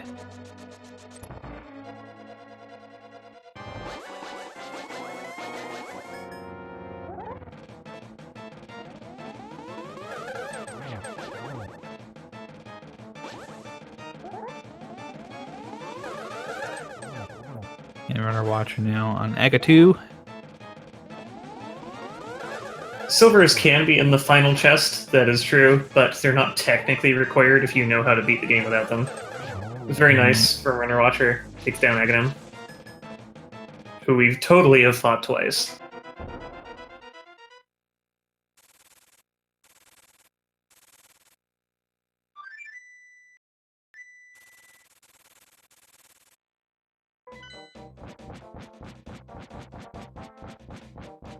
Okay, coming up on the final Ganon fight. Unfortunately, a problem with the Master Sword here is that regular sword swings don't damage Ganon, so he will have to do all of his damage through spin attacks.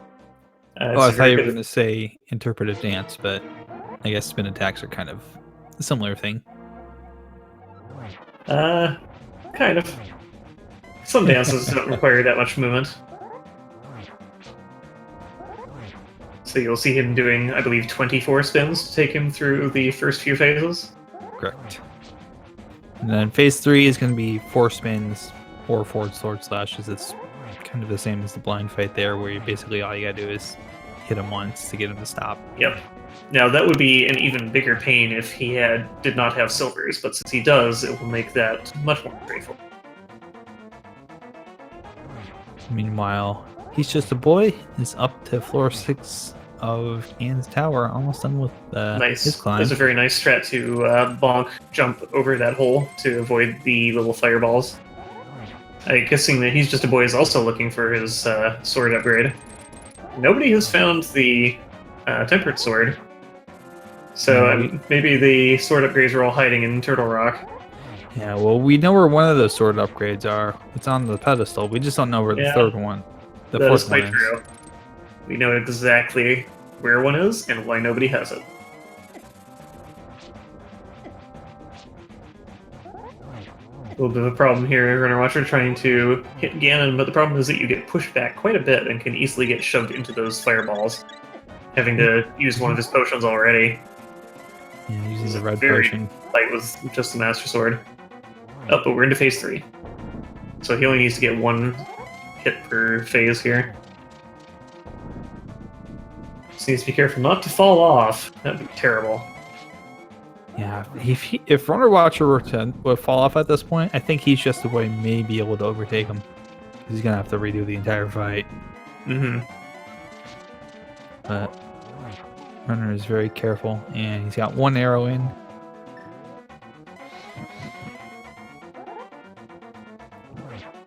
Can maybe try for a double here? Nope. Just gonna take it nice and slow. Yep. Nice and steady. Didn't get the torch glitch. If you light the torch on the left before the one on the right goes out, the one on the right never goes out. And this should be the last one. Mm-hmm. Should be getting those GGs just a moment here for Runner Watcher. Pretty soon, yeah. Just wait here while he enjoys his victory to this fanfare. And Real that's good time. The Runner Watcher is in first place with an SRL time of 1 hour, 29 minutes, and 18 seconds. Very well done.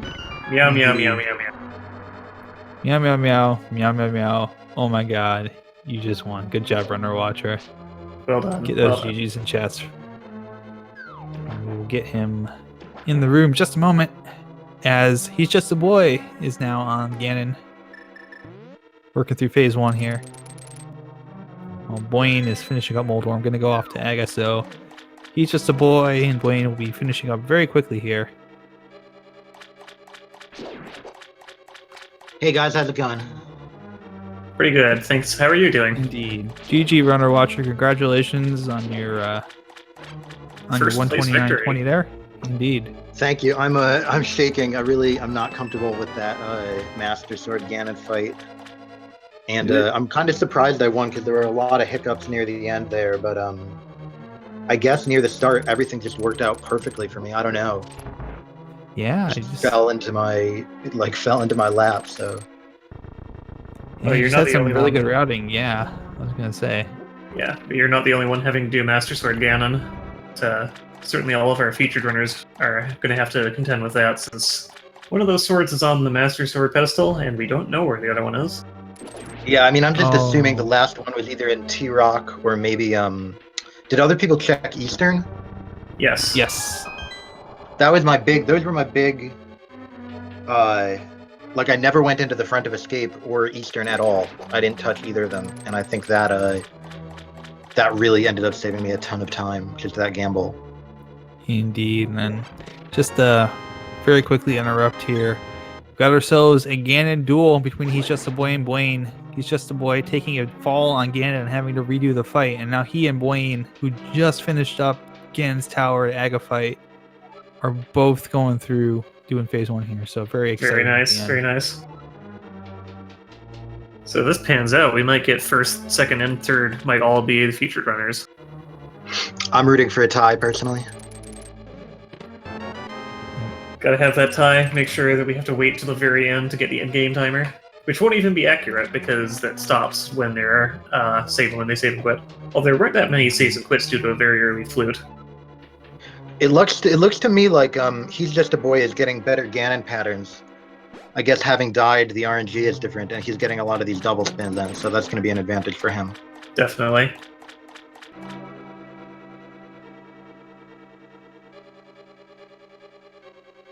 Indeed, already on to phase 3.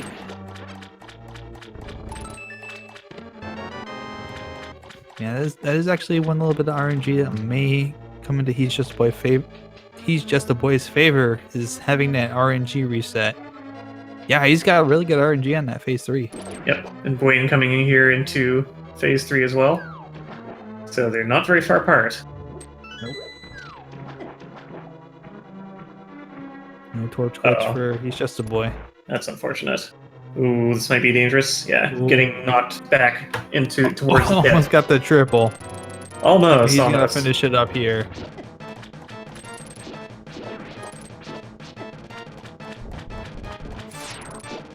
Very nicely recovered there from He's Just a Boy, who is hopefully gonna walk right across that bridge.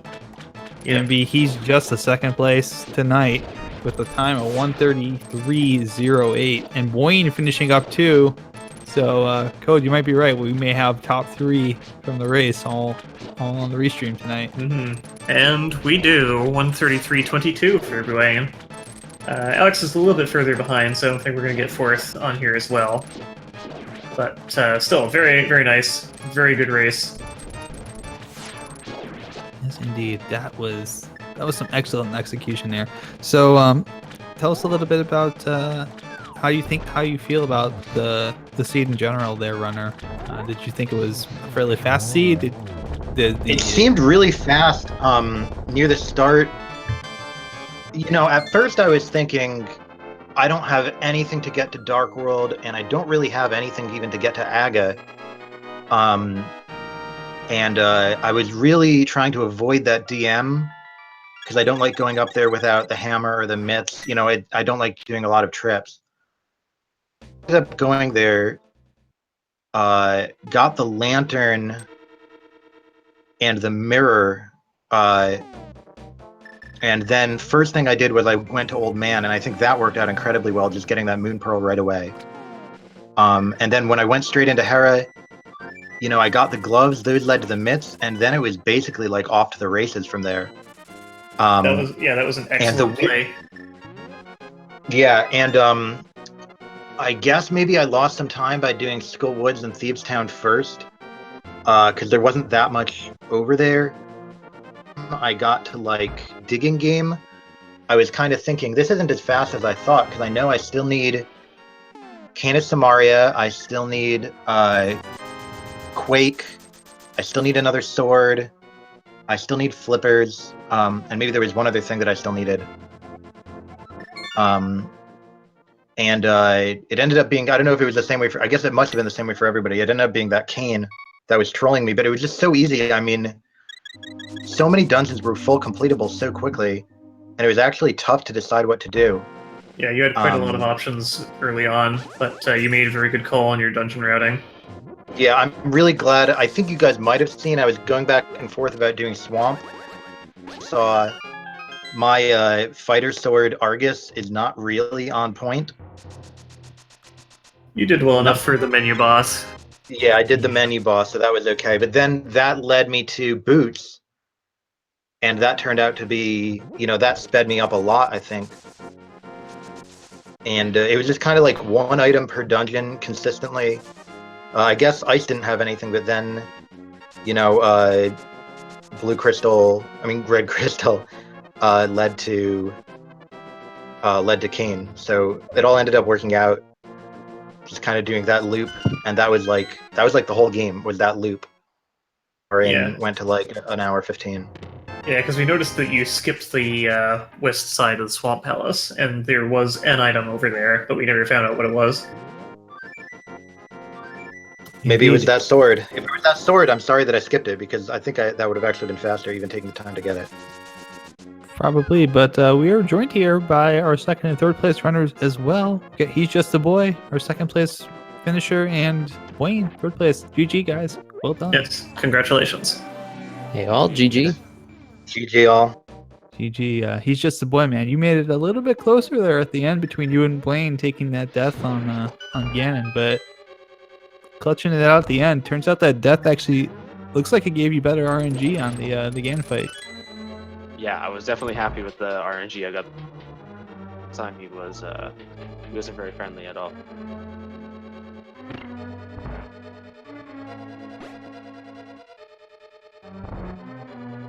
I don't mean to get cocky, but it's still been only four people finishing, so the three of us, we really had kind of... I think the one advantage that I had over the two of you, I was saying before, just looking at the stream, I never did Eastern. And I think that must have been like the 3-minute difference. Yeah, Hera was the last thing I did in the Light World, so it was the last possible place for Dark World access. Other than that, I thought my Dark World was great, but yeah, I wasted a pretty good amount of time getting to the Dark World in the first place. We do have a fourth place finisher. Actually, Salty Fry just finished up with a 137.16, so that's a pretty good time for the seed. Yep, there's quite a lot of very difficult things going on in the seed, the Master Sword Ganon definitely being part of that. And, yeah, Fighter Sword Mothula, not easy either. Yeah, the other restream, Alex Hex, had quite a bit of difficulty doing Master Sword Mothula, who was never easy, because he didn't have the hammer at the time he was trying to do that. Which would have made that quite a bit more bearable.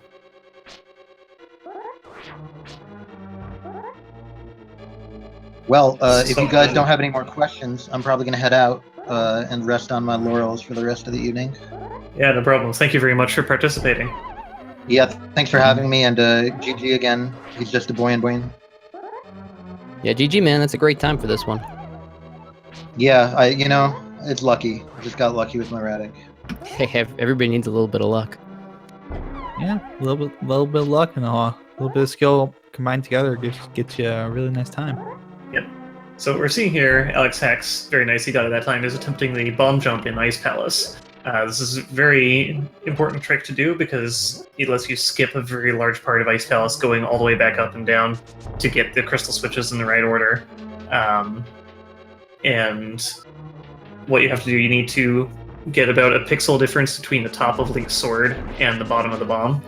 So it's quite precise vertically, and you need to get your horizontal alignment too. It's one of the more precise bomb zones, but definitely one of the more rewarding ones. Indeed. And he's just a boy. You were looking for that Candace Samaria for a little bit there. Decided to go into Misery Mire first, and then check Pyramid Fairy after that. Were you betting that it was kind of a vanilla location because there were so many other vanilla items tonight? I mean, I can't blame you for thinking that's a possibility. You know, it's a but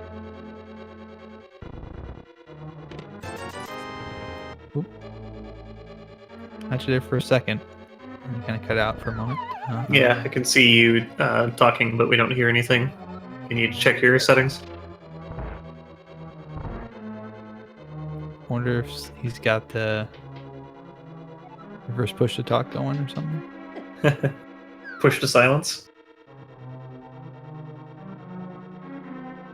Oh, that's interesting. Alex setting up the bottom of the ice palace and then going around. Yeah. Anyways, Blaine, kind of overall thoughts on the seed as far as the layout and how that went. It seemed like the routing was fairly straightforward. It felt like just took a long time to get to Dark World, unless you wanted to really put your faith in the mirror and go right back up Death Mountain to Pendant Hera. But I don't know, Green Pendant Eastern Palace with the early bow when I hadn't been to Sahasrahla. I feel like that's pretty much a gimme, so I don't regret doing that. No, I feel like that was a fairly astute read of a possibility. Yeah, I just, you don't really want to leave something there when the seeds are really kind of making it pretty free even. Then the glove and the escape. Okay, now I can actually complete desert. If it's not boots locked, I'll go there first. And, so of course it's the last place you're going to go. I think I even did the fake flipper stuff, which ended up not being really good. This seed, with how late flippers were, you could have avoided all that stuff entirely.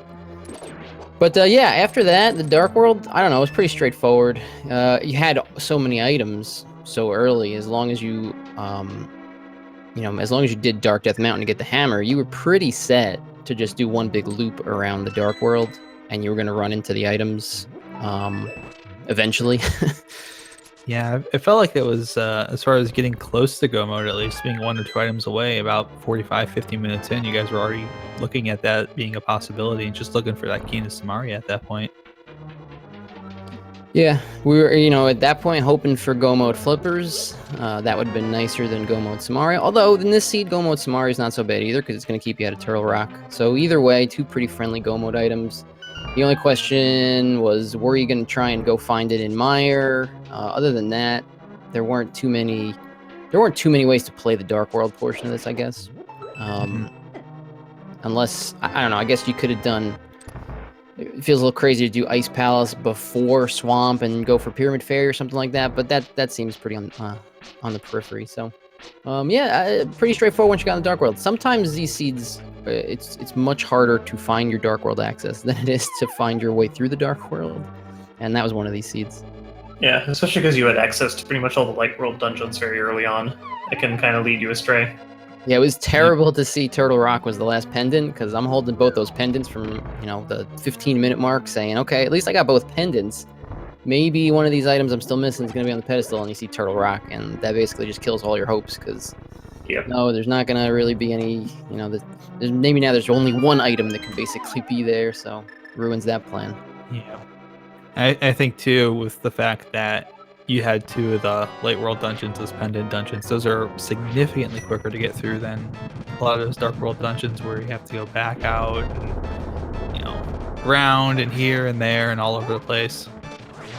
Yeah, I don't think I regret too much from this. I wouldn't really change it. I think I was about as aggressive as I really cared to be towards the end. I did throw a couple skips in there. I skipped Purple Chest. I skipped K45. I skipped Left Side Swamp, which is pretty, it's pretty free, and I think in that spot. But yeah, it just took so long to get in the Dark World, and Just one of those, 50-50 coin flip, lost it, come back, try again next time. I think I had my best, it's funny, I think I had my best Master Sword Ganon fight ever. Didn't take any damage, didn't use the cape once. And I think I had my best Hammer Cold Stare ever too, so shout out to not finding that last sword anywhere. Very nice. Well, you handled it well. Yeah, we did want to shout out. I think we did shout out on the chat or in the commentary your hammer fight there with Cold Stare, getting 2 of them hidden in the corner like that. That's incredibly hard to do. Definitely doesn't go that way every time. That's easily the best it's ever gone for me. So maybe I'll just retire from Hammer Cold Stare from now on. And you're not supposed to say that. You're supposed to tell them that happens all the time. Yeah, I didn't even, exactly. It wasn't exciting at all. I just break a sweat. There's another perfect Cold Stare. Yeah, whatever. You're supposed to say that next time you're gonna get all 3 of them in the corner. Then hover on top. I think I had 1 extra hammer. Yeah, you're right. It wasn't perfect. So there's something to shoot for next time. Get the minimum hammer swings in there.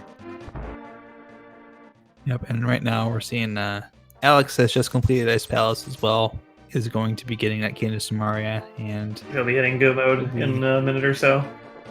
Indeed, and we've had 2 other finishers since then. Big Dunka coming in 5th. Oh, we actually just got 2 more finishers. Big Dunka in 5th with a 141.32.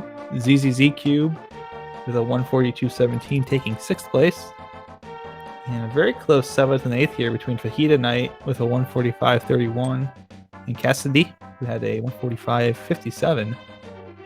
Yep, only 26 seconds apart on there. And some close finishes tonight. Hey, I think we hear you. He's just a boy. No. And we had him for just a moment, and looks like his mic might be causing a few issues, unfortunately. That's unfortunate. If you would like to type a response, we can read it out. If you had any particular thoughts on the seed or your performance tonight, he's just a boy. Unfortunately, we can't hear you, but if you type a response, we'll be happy to read it out.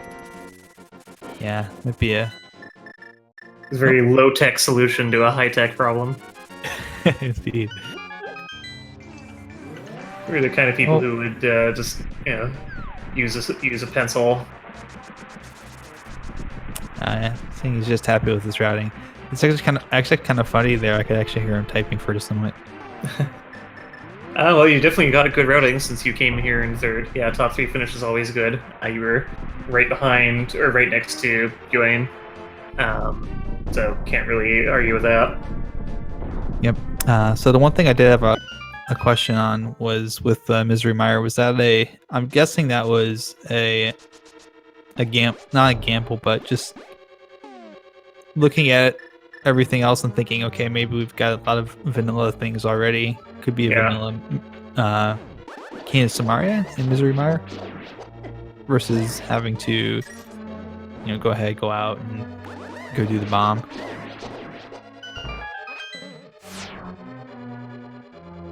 Speaking of canes in Mire, it was a very nice strat by Alex to use the cane projectiles to take out multiple Wizrobes. He's just what he says. He felt like it was going to be on the pyramid, but it was just one last gamble. That's fair. Sometimes you got to take that gamble, see what it gets. I mean, pyramid's only 2 items, so it was worth a try. But it didn't pay off this time, and another time and place it would have. Yeah, I don't think you actually lost too much time doing that either, because of the fact that the big key was very late in Mire, if I remember right. Right, and he was able to get that. He was able to get the big key, and then go out, get the cane, come back in, and immediately go to Vitreous. And he still was up Death Mountain and into Ganon's Tower before about 20 or 30 seconds before Wayne had done the same thing. Mm-hmm.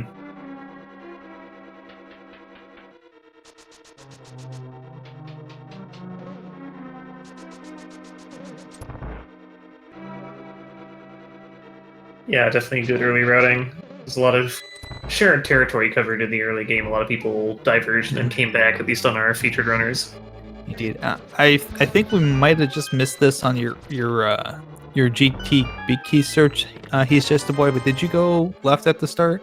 Or did you go right, pick up the key, and then go left?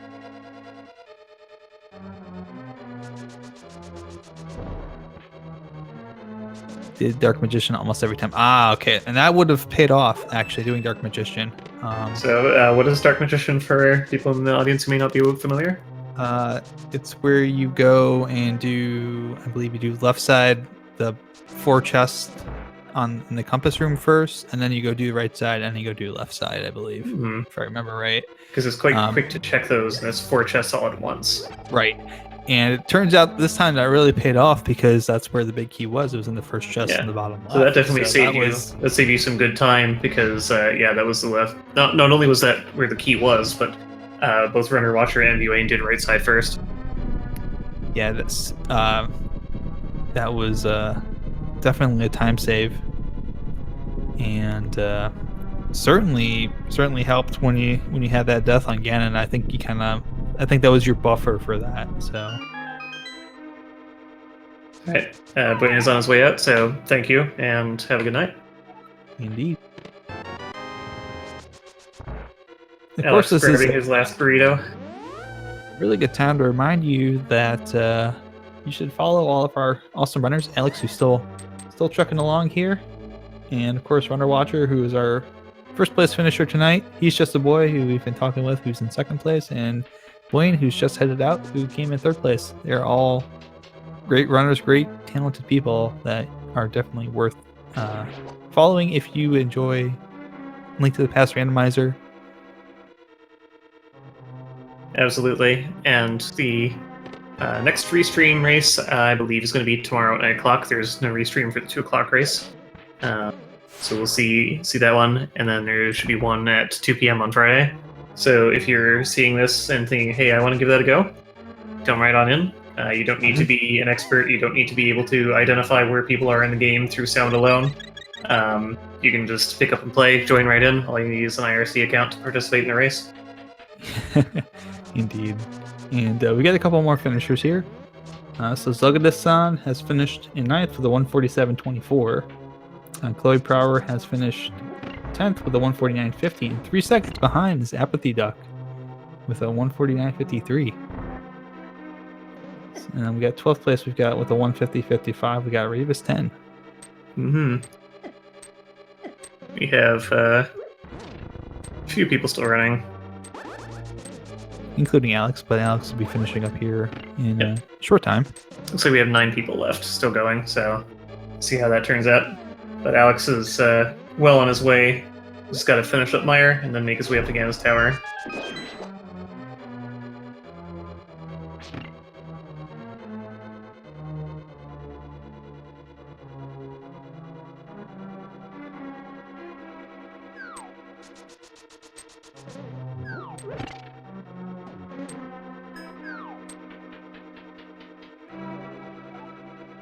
Indeed, it's always kind of a relief when you have all your God mode items and you're just like, I just need to do the end of the game now because there's no more chest opening really outside of GT Big Key that you need to worry about. It's just pure execution. Yep, it's nice to have that sort of feeling of certainty. You know exactly where you need to go, what you need to do. It's just focus on the goal. Don't need to worry about routing anymore. And Dylan is my name, is finished in 13th place with a 152.33, so nicely done. Yep, a lot of sub-2s tonight, which was very good.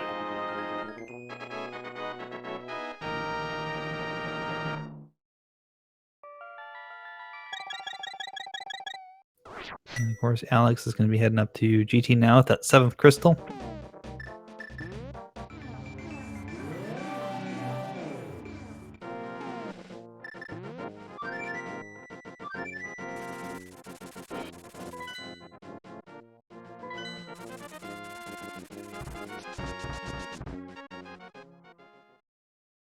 Gonna hop in here for a second, I guess.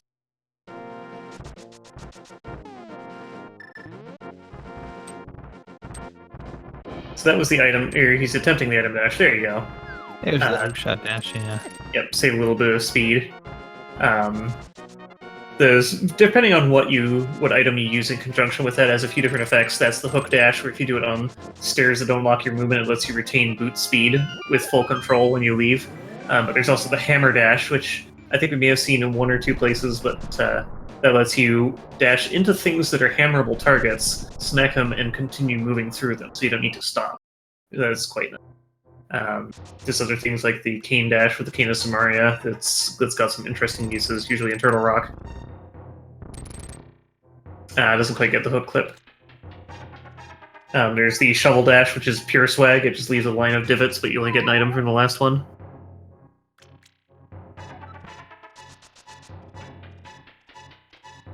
Are there any other important item dashes? So which ones did we cover? I'm sorry. So we did hammer dash, hook dash, and cane dash, and the shovel dash. Those are kind of the big ones. Of course, there's two different cane dashes. There's the cane burner dash, which is really all about swag more than anything else. I love doing it. And the cane of Samaria dash, you can do some really cool stuff with that. Yep, because that basically delays the destruction of the block until you end the dash.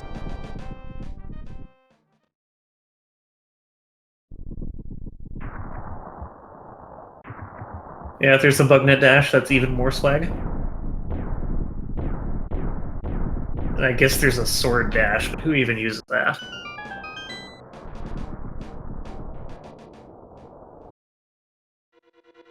You can powder dash the magic bat frame perfectly. That's even more swag. I like that.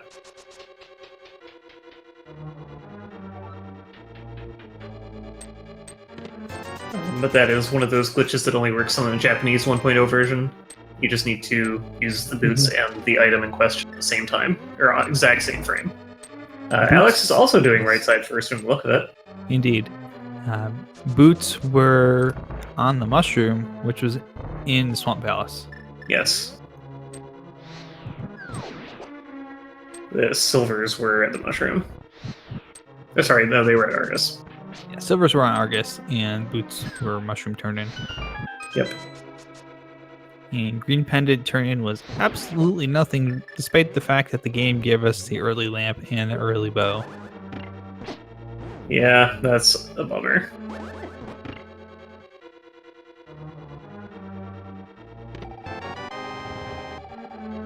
Half magic is nice for Alex since it refills his magic at the same time.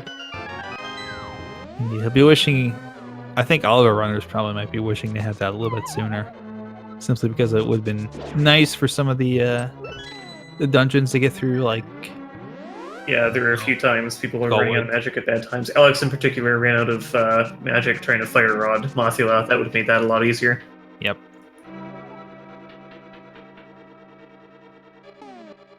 But Alex won't be at this much longer since he's going to head right off to the upper left room there and grab his big key out of the chest.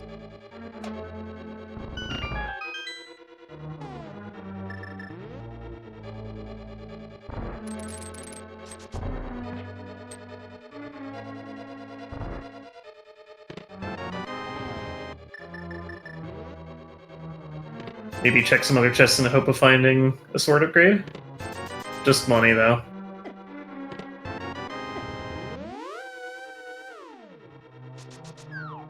It was worth a try. It wasn't very long to check those.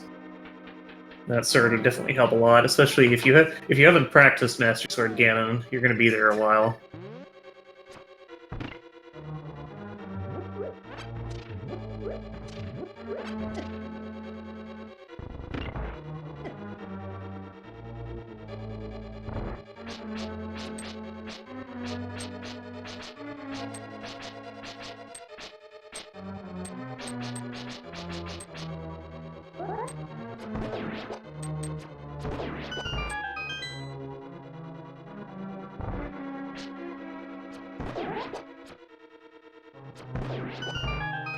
Using a little trick there where the mimics follow your movement, as though they were reversed using the inputs on your D-pad, but they don't follow your direction. So if you're locked to a direction by holding the sword, you can easily avoid having the red mimics throw fireballs at you. Which is particularly important without the tower shield.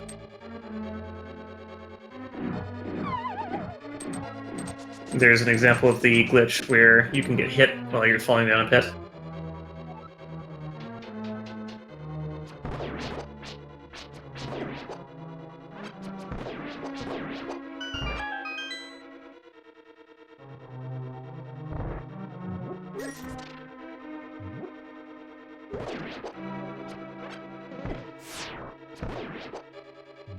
The miss is particularly painful since you can't fire another arrow until the first one hits an enemy or an obstacle, and of course the sparkly silver arrows cause lag. Getting a little low on health here. I got a red potion, no problem.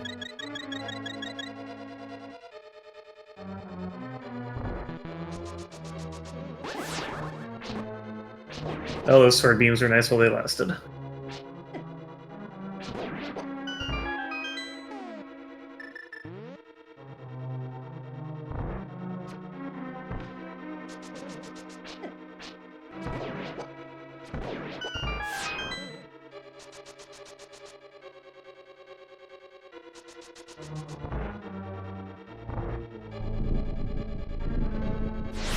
Silver arrows will one-shot, not Moldworm, what's this one? Lenmolus. Emeralds, yes. They can be quite difficult to line up to hit just because they're moving up and down. Also generates a lot of lag, especially in this room because of the... Usually because of the explosions, because of the Medusa that's shooting fireballs, and because the arrows themselves produce a bit of lag because of the particle effects. Yep. Ooh, didn't think he was going to get that, but he did. Nice. Indeed, going to be making way up to most satisfying room in the game part 2. Oh, just barely missed.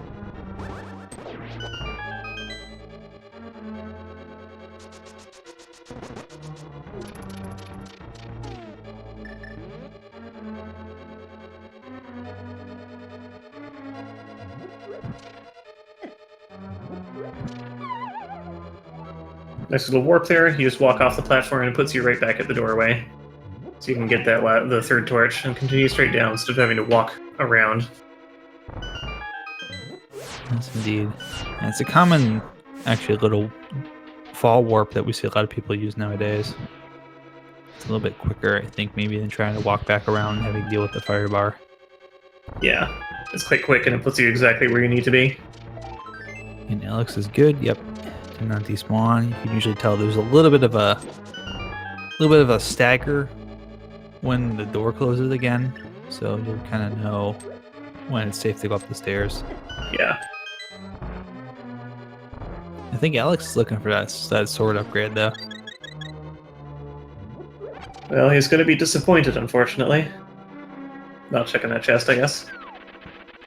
Yeah. Alright, hopefully his showdown with Moldworm will go better than it did last time. He's got the boots, a lot of other tools this time. So it shouldn't be much of a problem. I think it will. Oh, Oh no. commentator's curse. I'm sorry. That's on me. You can't fall down while you're swinging your weapon, so when he's doing the spin, he won't fall off. But as soon as that ends, he can fall down. We have a couple other finishers right now. Hefield Day finishing 14th with a 2 hour and 53 second run. Circuits Empowered 15th with a 2:01:35. And Frostbite 30:30, 16th place with a 2:02:31. So just get to the last couple of runners here to finish up. Yep. These are certainly Pretty good times. Yeah. Escapes the mini Helmosaurus that was looking a little hairy, but he got through it. Yeah, up to the top floor. And there's Aga.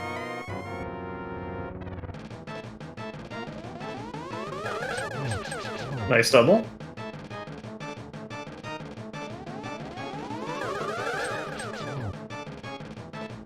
Almost got another one, just a little too far.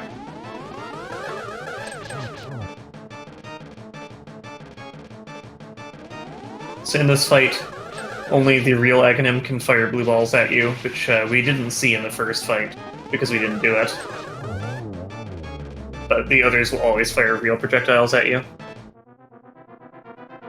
Which is always really convenient because you can, if you get a good bit of RNG with how they line up, you can get like a couple doubles, even a triple if you're lucky enough. Yep.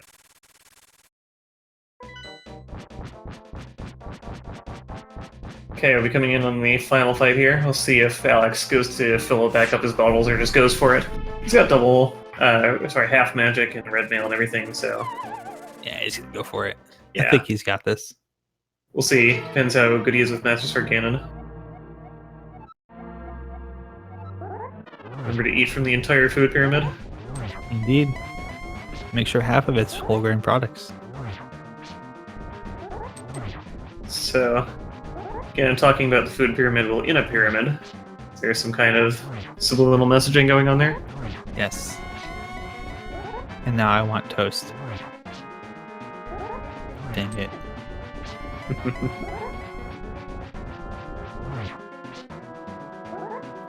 It's doing a good job so far. Getting those spins in. Yep, take it nice and Avoiding, steady. Almost. Yeah, so you see there, if you take a sword slash at Ganon, you just bounce off. Doesn't do any damage.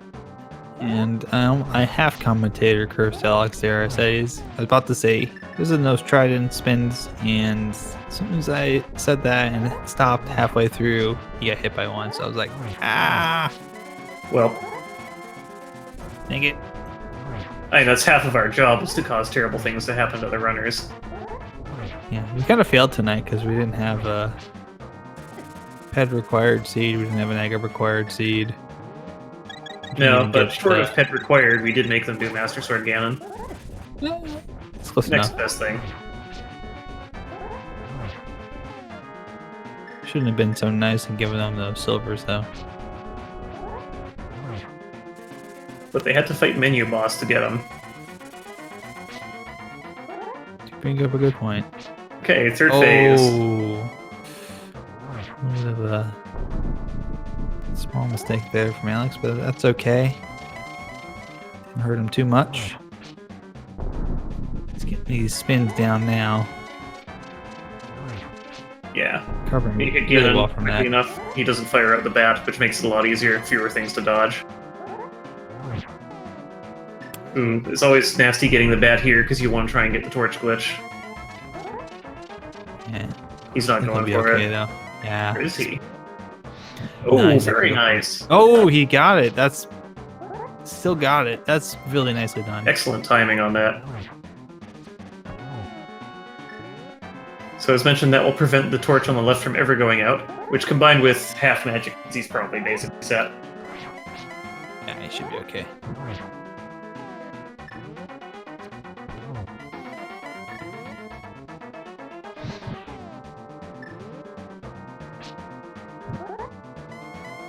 Just trying to get Ganon in a spot where he can get these nicely done. He's gonna set it up. Take it nice and slow. Set it up here. Yep, you can usually get 2 attacks in before you gotta relight the torch. But there's hit number 4. Indeed. And Cheater Hater just finishing up with a 206.31 for 17th, and it looks like Alex is gonna step through here in 18th place with a 207 something. We'll see. Get the official time here in just a moment. Yep. 207.58, the official time, and that's a new PB for him too. Excellent. That's great to see.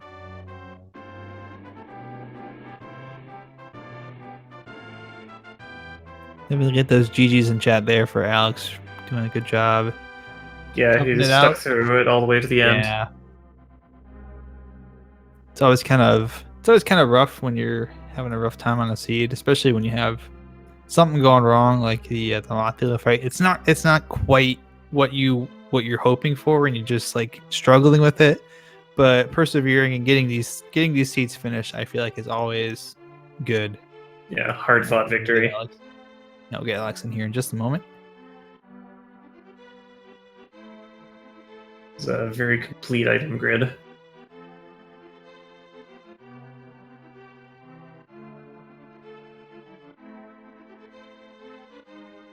Looks like he had the most items out of all the featured runners because Buane only had 1 bottle. Indeed.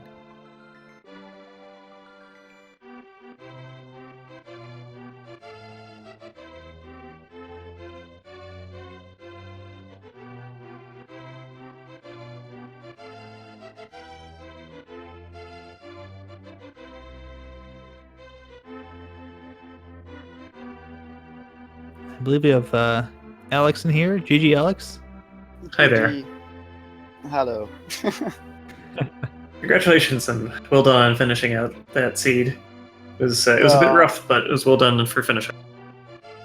Oh, well, I'm not too happy, to be honest, actually. I mean, I messed up the Moldon fight as well as Mafia, so it was pretty horrible. They were not very kind to you now. Yeah, well, I actually did, or my execution was really horrible. I'm not too happy. That's something to improve on next time. You did get Master Sword Ganon on your first try. Yeah, well, actually, that's something I've practiced quite a lot, or quite a few times. I mean, it could have been done better, but it was okay. At least I didn't die. Mm-hmm.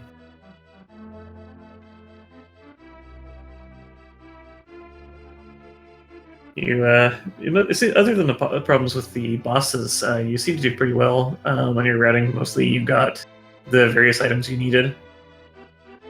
In Yeah, pretty good time. Yeah, I was actually kind of frustrated when I went to Dark Death Mountain because I thought about going there the first time right after I found the Titan Myths, and then decided against it while I was already on the mountain. And when I later on found, I think, the hammer in Hookshot Cave, that was quite a bummer. But oh well. Yeah. But that did open up Palace of Darkness, and I think you went there right after that? I did, yeah.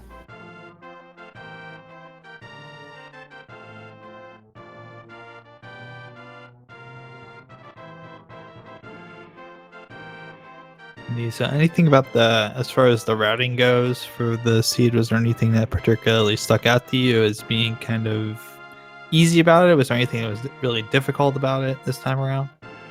Well, the start of the routing was actually quite nice. So the options ran out quite early, so we were actually forced in a certain direction. But with the second glove upgrade, we were able to go to Darkwood, of course. And I actually thought, Fighter Sword Mothler wouldn't be too much of a problem. I mean, I had the Fire Rod and magic and stuff. And I think about almost 10 hearts, so it shouldn't actually be too hard. But, well, I messed it up a few times and was actually pretty tilted even there. Actually, already after Troll Dome, where I fell a few times. So, Yeah, the spikes in particular are very unkind. It was a very nasty pattern that they gave you. Oh, well, I didn't do too good, so it's rather my fault than Morphula's, but oh well. Better luck next time, I guess. Yeah. Mm-hmm. So I think the other three runners finished quite a while before I did. How did they route? They managed. I think they had very similar routing at the beginning. There was a lot of all four of you covered more or less the same areas, but in a different order at the beginning, and then kind of saw everybody heading up to Hera in more or less the same span of time. Yeah, I actually thought about going to Hera right after I found the mirror on Death Mountain. But with the bow we found, I actually thought the seed would tell us to go to Eastern Palace. I mean, it was Green Pendant, so 4 items. Yeah, and of the other featured runners, only Runner Watcher didn't take that bait and continued on up to Hera. The others went along to Eastern, following that exact line of logic. Which then it turned out to be rather unfortunate that the 2 pendants were very easy to grab and very incentivized to grab by the seed, but then the third was not only a Turtle Rock, but the pendant or the pedestal had a sword upgrade. We were lucky enough we didn't need to dip Turtle Rock because we were already in Gome up there. Yeah, because the cane was the last thing to find. That was the same for everybody. That cane was the last thing. Yeah, would have been the overkill of the seed, I think, if he even had to dip Turtle Rock.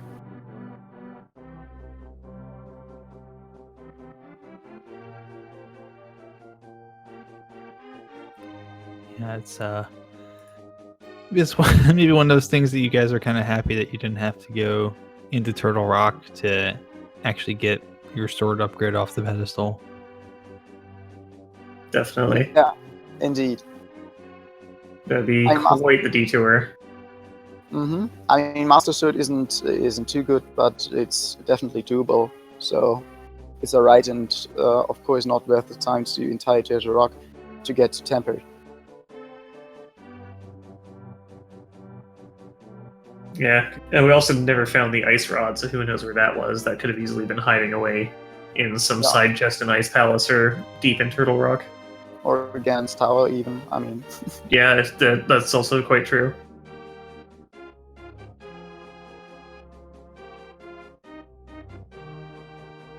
You can see there on Alex's stream, link to the Discord. Everybody is free to join. If you have any questions or you want to get in, go right ahead. Indeed. And of course, as always, make sure to follow all the runners, including Alex, Runner Watcher, He's Just a Boy, and Boyne, for putting in a really, really good show tonight. Yeah, we had He's Just a Boy and Boyne finish it in, what, like 20 seconds of each other? It was quite impressive. Indeed, it was pretty fun. And of course, yeah, thank you, you guys, for commentating, of course. I'm You're quite sure welcome. you did great. Everybody enjoyed, hopefully, the stream. Yep, and shout outs to our trackers as well. We have Sundarus and Forgotten Toupee, who were stoically following along on the tracking throughout all that, so shout outs to them. even a few times things might have gotten a little hairy on the restream, they were doing a really good job tracking everything and keeping an eye on it. And of course, thanks as always, Code Lizard, for co-commentating with me. Great working with you again. Yep, and thank you, Neon Tiger, for similar. It's good to see you, good to talk with you again and commentate another exciting race. Indeed. So I always like to say good night, good luck, good RNG. Remember, someone out there loves you, and we love you too. But as well, Code Lizard, anything you want to sign off with? Well, unless we have any other comments, just want to say thanks everybody for coming. Hope you all enjoyed the stream, and have a good night. Good night, everybody.